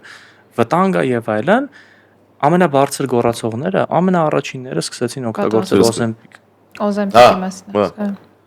ախ եթե դու այն ժամանակ ասում ես ես չգիտեմ այդ ինչա որ ես սրսկում եմ իմ մեջ կամ իմ երեխան այ հիմա խես օզեմպիկ սրսկում Ոդենի արում ինքը ինչ գիտես ինքը որ քեզ կոնկրետ օգնելու է ասում է բա դու այդ անտեր բանը պատվաստումը կարող է մեկին փրկի մեկին սպանի մեկին էս ուրեմն առհասարակ կորոնավիրուսի հենց այդ բանը այդ շտամպը որ կա ինքը հետազոտվում է 90 տարի ես իր պատմությունը ամբողջ կարդացել եմ ինքը անդադ ուղղակի մուտացիա անում բայց իր գլխավոր գենը չի փոխվում մուտացիայի դեմ պատվաստումներն էլ հետազոտումները շատ կարճ է տևում որ կարողանում են միանգամից դեմ առնել հետո նոր մուտացիա է արդեն այո իսկ այն ժամանակվա օսպան ամենաաննասուն հիվանդությունն է բայց ես այնքան եմ ուրախանում որ իր մասին ամեն անգամ կարդալուց լսում եմ ինքը այն ժամանակ սենց էր ինքը այն ժամանակ սենց էր այսինքն էլ ներկա եմ ինքը չկա այդ երևի միակ հիվանդություններից մեկն է որ բժշկությունը իրան լիարժեք հաղթահարեց այսինքն ես պատվաստանյութերի միջոցով նաև այո որտեվ պարտադիր ստիպեցին որ պատվաստվեն պարտադիր ու ես չտեսա ինչ որ օսպայի պատվաստումից ինչ որ մեկի երեխան դեգեներատ դառնա կամ ինչ աուտիստ ինչ որ լինի տենց ինչ որ մի հատ խնդիր լինի որ հիմնականում դրա վրա են ասում մեր երեխեքին ինչ գիտենք ինչ ենք սրսկում ախպեր ձեր երեխեքին ինչ գիտեք ինչ ուտելիք եք տալիս ուտելու։ Կմետ կան պատվաստումներ, որ անցնում է երեխեն, ասեն գարմրուկի գամույսի ինչ գիտես խոսքի, կարողеш բանը մեջը։ Ահա, բա որ այդքանը լավ գիտակցում ես, խես թողում չիպս ուտի։ Այ լավ ծնող։ Ահա, որ գիտակցում ես, դու ավելի վատ բան ես անում։ Ախր նենց բաներ կա, որ եթե если ты требуешь, ռուսերենում տենց խոսք է, если ты требуешь соответствуй, այսինքն եթե դու տենց բռնել ես լրիվ քեզ здоровый образ жизни մարդու տեղն ես դրել, այսինքն սաղ ասպեկտներով էլ տենց եղի։ Զբաղվի սպորտով, լավ սնվի, քեզի առողջությունը կարգավորող ցանկացած որ բան կա, դրանք սկսի կիրառել քո վրա, ոչ թե մենակ ինչ որ միտեղ արգելք դիր, ասա, էսի չեմ անում, բայց մնացած առումներով էլի սատանա եղի։ Ու շատ հաճախ մեր առաքելությունը հենց դրանում է կայանում, որ մենք բացատրենք, որ ինչու կարելի է, ինչու ոչ, բայց հաճախ դու կարող ասես չի կարելի, ինքը գնա ու ուղղակի ինքնուրույն սրսկվի օրինակ։ Հա, դե ես։ Եկեք գանք բոլորս մի կետի վրա։ Այսինքն մի նայեք, մենք որ խոսում ենք օրինակ էսի արա, կամ էս դեղը միջուզը, կամ էսի, կամ էդի, կամ էսի գեր, էդի մի գեր։ Ես ասում եմ ժողովուրդ, եկեք այս բառը չբերենք նիհարելուն կամ չաղանալուն։ Ահա։ Եկեք մոռանանք էլի այս բառը։ Ասենք դու մի ասա, այս չեմ ուտելու որբեսի նիհարեմ։ Այս դեղը չեմ սրսկվելու կամ սրսկվելու որ նիհարեմ։ Դու քո առողջության մասին ես մտածում մենակ։ Դու ապահովակրում ես քո աբակատ։ Դու չես զրկվում քեզ այս ինչ մթերքներից, որ նիհարես, չէ։ Դու քեզ ապահովակրում ես քո աբակայի խնդիրները, հիվանդությունները, չգիտեմ, կենսերը գտնի, մույսը գտնի։ Դու այդտեղ ընտրեցիր քեզ, Աբրես։ ոչ թե ուտելիք, այլ քեզ։ Աբրես։ Всё։ Ու դրա համար եմ ասում, մի ինքի հիմա ինչ որ մի ամսվա հետևից, այսինքն դες դիետաներ մի գտի, դենց սրսկումներ մի գտի, որ ես մի ամսում նիհարեմ բրծնեմ, հետո անցնեմ կյանքին, չէ, դա դանց չի լինում։ Հա։ Ինչ որ էդի ժամանակավոր է։ Դրա համար եմ ասում, երբ որ ինչ որ սննդագարկ ես ընտրում, ինչ որ մի հատ դեղ ես ընտրում, եթե միջի կյանքիդ վերջ անելու ես, արա։ Հա։ Ասի ինձ կետո մի բայ մի ամիս, ինձ չգիտեմ կարնիվոր մի ամիս, ինձ դու նորմալ գեր խմի, որ դու այդ մարդը չես միջի կյանքիդ վերջ կետո բայես, միջի կյանքիդ վերջը նորմալ կալորիա հաշի, մոդավորապես գեր, շաբաթը մեկ երգորդ խախտի, նորմալ աբրի, բայց մարզումները տարա, առողջ եղի։ Վերջ մի մտցրեք սա անդեր նիհարելն ու չաղանալ բարը մեջը։ Այդ է մեր խնդիրը։ Այդ մտածելակերպը, երբ որ դու կսկսես ինքդ քեզ ընտրել, այդ ժամանակ քո կյանքում ամեն ինչ ստացվելու է։ Դա մեջը չի լինում մի անգամից, այսինքն մի ամսում չի լինում։ Այո, դա Ես ասում դու 30 տարի կամ 40 տարի գերել ես, խմել ես, չասեմ մնացածը, եկել ես մի ամսում նիհարես։ Մի հատ աղջիկա գալի մոտս, ասում է, «Ըս փորս ինչքան ժամանակում կնիհարեմ»։ Ասում եմ ինչքան ժամանակ պա փորը։ Ես խփի ամիսների։ Ասում 10 տարի այս փորը ունեմ։ Ասում եմ դա կակ մինիմում մի տարի պետք է պայքարես։ Խփի ամիսների։ Ասում եմ բայց ես տեսել եմ Commodore-ի պոստերներում, այն մեկի փորը այսքաններ է, սենց ա եղել, ասում եմ այն մեկը 10 տարվա փոր չի եղել, 3 տարվա եղել, կամ այն մեկը սննդակարգը սենց ա պահել, սենց ա։ Կամ ունեցել է հորմոնալ խնդիրներ, մյուսը ոչ։ Այդ ամեն ինչը քո համար եկել ես ինձանից հարցես տալ ինչքան ժամանակ է ինձ պետք, ես քեզ ասում եմ 10 ամիս։ Ես շատ եմ ուրախանում ման իրականում, էլի որ հիմա այն ժամանակ մարզասրահում սաղ գալիս էին, առաջին անգամն ենք եկել ենք բան անենք, նիհարենք, այս կոնտինգենտը, որ եկել էին մի ամսով, երկու ամսով նիհարելու ու կորելու, իմ մոտից գրեթե բոլորը վերացել։ Ահա ճիշտ ես։ Փոխվում է այն։ Ես շատ ուրախ եմ դրա համար։ Հիմա իմ մոտ կոնտինգենտն է գալի, որոնք որ պարապմունքները մեր կյանքի ապրելակերպն են, մենք չենք գալի նիհարելու։ Ախպերս եկել են պարապեմ, ինձ լավ զգամ։ Ոզո բանն է, մեր նախաճաշն է, եկել ենք նախաճաշ անենք եթանք։ Արորիա է։ Եկել ենք աշխատենք մի ժամ եթանք։ Արորիան ինձ ես հիմա ոչ թե որպես բիզնեսմեն եմ նայում, որ շատ լավ ասարս լիքը շատ փող կլինի, այլ նայում եմ նրա առումով, որ մեր սոցիումը դեպի լավն է գնում։ Այսինքն ինքը ինչքան մոդայի մեջ է, ինքը ինչքան տրենդային է, լավ կառուցվածք ունենալը, սիրուն կառուցվածք ունենալը, առողջ լինելը, այդ ամեն ինչը հիմա մոդա է, տրենդ է ինքը։ Իհարկե մեր մատները խառը, այսքան բրթում ենք առաջ։ Ես մեր ջանից հանում ենք տարի տարիա բացատրում եմ, ասում եմ, չէ, պարապմունքները պետք է անընդհատ ստաբիլ լինի, բա ինչի այդքան ստաբիլ, սաղ կյանքս չեմ պարապելու։ Ախպեր, դու սաղ կյանքդ ուտելու ես, հա, տուալետ գնալու ես սաղ կյանքդ, հա, ձեռքդ լվանալու ես ընդեղից հետո, հա, արի պարապում չի։ Էդ էլ է նույն ֆունկցիան է, ինչ ես դու։ Կարծում եմ ամեն ինչը հեշտ արագ ալնում։ Այնօր հիշում եք ստորի է դրել, որ խոսքի before-ս 140 կիլոն է, որ նիհարել է 70, հիմա կվա քաշմոնտ 100 կիլո, ու ինձ հարցում են, ասում են առաջինից վերջինը գարի ինչքան, ասում մոտերս մի 15 տարի։ Ասում ո՞, այդքան։ Այնքան էդի պլանավորել էր, որտես մի 3 ամսում կլինի։ Ասենք, հա, ասենք ինչ ես կարծում, ասում եմ ես միջև հիմի, էլի բարաբում եմ, էլի սնդագարկս մաքսիմալ 80%-ը բաղում եմ, այդ է իմ կյանքը վերջացավ։ Դու եթե ընդրես այս կյանքը, ասես դրա համար ես տարբերվում եմ քեզնից։ Այո։ Դու ինձանից։ Ես ինքնավստահ եմ, ես իմ մարմինը գիտեմ ինչա, անալիզերս հանձնում եմ մաքուրա, ամեն ինչը ունեմ, իսկ դու չգիտեմ ինչ ունես։ Որովհետև ինքը մենակ ինֆորմացիայի վրա, որ արդեն պետք է իր ժամանակը ծախսի, այլ փող չեմ ասում։ Հա։ Ժամանակը, որ արդեն պետք է ծախսի, ադե մանո ջան, լավ էլի, պարապ մարդ ես գտել, չէ՞։ Այդ ամեն ինչը։ Այս հարցը ինձ որ հանկարծ գալիս է ինչ-որ այնց թմբլիկ աղջիկ եկել է, ասում է հորմոնների պատճառով չաղացա։ Ես 90%-ով ասում եմ, ձեր հորմոնները խախտվել են ձեր չաղանալուց։ Ոչ թե դուք չաղացել եք ձեր հորմոնների, խնդրում եմ էլի։ Այո, միանշանակ Դուք ճիշտ եք, որպես ձեր հետ համաձայն եմ, այսինքն ոչ թե հորմոնալ խանգարումներն են բերում ճարպակալման, այլ ճարպակալումը հորմոնալ խանգարումների կամ բացառություններ, օրինակ հիպոթիրեոզի դեպքում, այդ նույն վահանաձև գեղձի հորմոնների անբավարարության դեպքում մենք ունենում ենք բազալ նյութափոխանակության իջեցում, հիպերպրոլակտինեմիայի դեպքում ունենում ենք քաշի ավելացում, այսինքն կան ինչ որ իրավիճակներ, որոնք իրենք կարող են նպաստել, բայց հիմնականում ճարպակալումն է հենց բերում հորմոնալ խանգարումների առաջացման, այո, նույն այդ ինսուլին ռեզիստենտության, ինսուլինը գիտեք ամենահզոր անաբոլիկ հորմոնն է, ինսուլինի բարձր մակարդակը կանգնեցնում է լիպոլիզը, այսինքն ճարպի այրումը եւ իր հետ բերում է մի շարք հետևանքներ, սկսած ախորժակի բարձրացումից մինչեւ արդեն ճարպի կուտակում։ Բժշկական տեսանկյունով ինձ կարող եք ասել, նայեք, հոգեբանականը ես մարդկանց բացատրում եմ այդ սովի զգացողությունները, որ օրինակ երբ որ դու էմոցիոնալ սով ես ապրում, այսինքն դու հիմա որ ամբողջ օր ես վերաբերվում է տնային տնտեսվարույներին, երեխեքին քնացրել են, իրանց մի ժամվա վայելելու բան։ Այդ համով բան, մի բան դնենք, նայենք, մի հատ տենց մի քիչ մեր վրա ժամանակ ծախսենք, այո։ Այդ ամեն ինչը էմոցիոնալ սով է ու այդ ամեն ինչը հոգեբանական խնդիր է։ Շփոթում են միմյանց հետ ցավոք շատերը։ Երբ որ մարդիկ օրինակ կամ ինչ որ մի հատ լավ կինո են դնում նայելու հետ ինչ որ մի բան սկսում են ուտել, դա էլ է էմոցիոնալ սով, երբ որ ջղայնանում են ու իրանց վատ են սկսում զգալ ուտելիքը ուտում են իրանց մոտ այդ բանը էմոցիոնալ կախվածություն ունեն ուտելիքից, այո։ Այդ ամեն ինչը գիտեք, այս դեպքում հոգեբանի հետ, հոգեբանների, հոգեբուժների հետ աշխատելը եւ այդ ամոթ բան չի։ Ամոթ։ Հա։ Ամոթ է։ Հոգեթերապևտի մոտ գնացողը գիժ է։ Պիտի համոզենք, որ դա ամոթ բան չի, որ իսկ ինձ բոլորը adekvat մարդ են ճանաչում։ Հոգեթերապևտի այցելես, այո, որովհետեւ դա համարվում է սննդային վարքագծի խանգարում, դու ունես կոնկրետ էմոցիոնալ կախվածություն սննդից, եւ այդ հարցը նույնիսկ ես երբեմն չեմ կարողանում օգնել, որպես այդ հարցը լուծվի, այսինքն ինձ անհրաժեշտ է նաեւ մեղ մասնագետի օգնություն։ Ես adekvat մարդ են ինձ բոլորը ճանաչում, բայց ես ժամանակ առ ժամանակ դիմում եմ ոչ թե հոգեբանի, այլ հոգեթերապևտի։ Իհարկե։ Որտեվ ես գիտեմ, որ իմ հոգեկան առողջությունը վտանգվում է, այդ ժամանակ ես զգում եմ մոտ ինչ խնդիրներ է սկսվում։ Միանշանակ ավելի լավ է սննդակարգից էլ կարող է հոգեկան առողջությունը տուժի։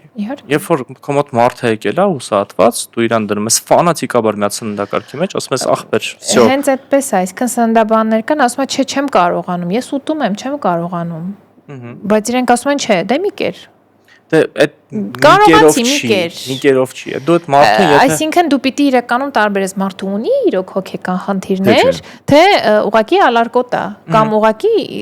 չի ուզում չուտել։ Հավատացեք, իմ պրակտիկայով կարող եմ ասել, մարդ ովքեր որ ունեն ստրես, հոգեբանական խնդիրներ, ավելի դիսցիպլիներով են պահում սննդակարգը, քան ալարկոտ մարդը, որը որ պրոստը ալարում է սննդակարգ բայ։ Всё։ Հազար մի բաժարը ջարերը որ չպահի էլի։ Այո, դա հիմնական ալարկոտն է, բայց ամենածածված բան որ գրում է, մեկը գրում է ինձ, այսքան չէ, ասել մի դարվա ռիլ գա, չէ, իմ մոտ, քո մոտ, մույսի մոտ, մեկը մտնում գրում է։ Ես չեմ գարում նիհարեմ, ինձ կօգնեք։ Կօգնեք նիհարեմ։ Սկոչ կտամ քեզ, մի հատ։ Մի հատ ասում, բերան փագի։ Բերան փագին, ասում գախնիկ չկա ընդ։ Ախր գիտեք ինչն է հարցն, այք հիմա այս հայտնի մարդիկ էլ են, ստենդափերներ կան, բան կար, մի հատ բելարուս ստենդափեր կա, շատ եմ սիրում այդ իր բառերը, էլի, որ ասում է, բանը, ես նիհարեցի, ու ինձ բոլորը հարցնում են, ո՞նց ես դու նիհարել, ասում է, դե ոնց որ ես իրանց բացատրում եմ, դեպի մի քիչ շատ շարժվես, քիչ ուտես, իրանք Աչե, ուրիշ չկա, հապ չկա, չիլնի ուրիշ բան խոսքի, մարդիկ նիհարեցմանը վերաբերվում են նենց ոնց որ էդի մի հատ ուրիշ բան ալու։ Հիվանդություն է, խմելու ես հաբը անցնի հետա, հիվանդություն է։ Ես մի հատ տարեք, ես ձերս ճիշտ է, մի հատ ուրիշ բան չկա տակը, ու ցանկացած բան, որ դու իրան կարաս դրանից հետո կոպիտ ասած sense բրթես դեմը, ասես էսի նիհարացնելու, ինքը հավատալու է դրան։ Օ, ստոտ։ Այդ մարդիկ իմ պրակտիկայում լուրջ եմ ասում, այս 4 տարվա ընթացքում իրանք իմ մոտ տենց եթե այն ժամանակ կազմում էին 80%, հիմա կազմում են 40%։ Ես ամեն օր Աստծուն շնորհակալ եմ, որ այդ մարդիկ կամ խելք են հավաքում, կամ պրոստը իմ մոտ չեն գալիս, որովհետև գիտեմ որ գալու են, ասել եմ դուրը հենա, ախպերական գնացեք։ Հորմոնները մեր օրգանիզմը կառավարող ամենակարևոր բաներն են, ոնց կա շարժիչն է։ Եթե դու հորմոնալ անալիզներ ես հանձնում, քո հորմոններին հետևում ես ու հոգ ես տանում քո հորմոնների առողջության համար, դու հաստատ ոչ մի խնդիր չես ունենալու։ Դրանից հետո քաշի դեպքում եթե ունենք հորմոնալ խնդիրներ, հա, համաձայն եմ, սկիզբը այնտեղից է ու ոչ մեկ չի հերքում։ Ես էլ ասում առաջին սննդակարգ, ֆիզիկական ակտիվություն, բայց նաև որպես էնդոկրինոլոգ չեմ կարող չնշել, որ երբեմն անհրաժեշտ է նաև դեղորայքային հսկողություն, այո, որը պետքա ցուցաբերել ժամանակին, պետք չի վախենալ հորմոններից, դեղորայքից, եթե կա հորմոնալ խնդիր, որը կարող է նույնիսկ բերել քաշի ավելացման, պետք է այդ խնդիրը լուծել։ Պետքա միջև դրան հասնելը, պետքա այդ ամեն ինչը մտածել էլի, այսինքն եթե դու զգում ես, որ դու արդեն նորմայից 10% բարձր ես, 20% բարձր ես, այս քեզ 10% արդեն չեկափներով տարին 2 անգամ անցնել չեկափներ։ Դու եթե դու հասկանում ես, որ քո մոտ անդադ քաշը բարձրանում է, դու պետք է հասկանաս, որ քո մոտ խնդիր կա արդեն, գալի ինչ զբաղվել քեզանով, չէ՞։ Թեկուզ հետազոտումներ, թեկուզ այդ ամեն ինչը։ Վերջացնենք։ Այո։ Всё. Մեր վրոդի սախ թեմաները բրցանք։ Սա խոսացինք։ Մրսեցինք արդեն։ Ես տեսի բրսել։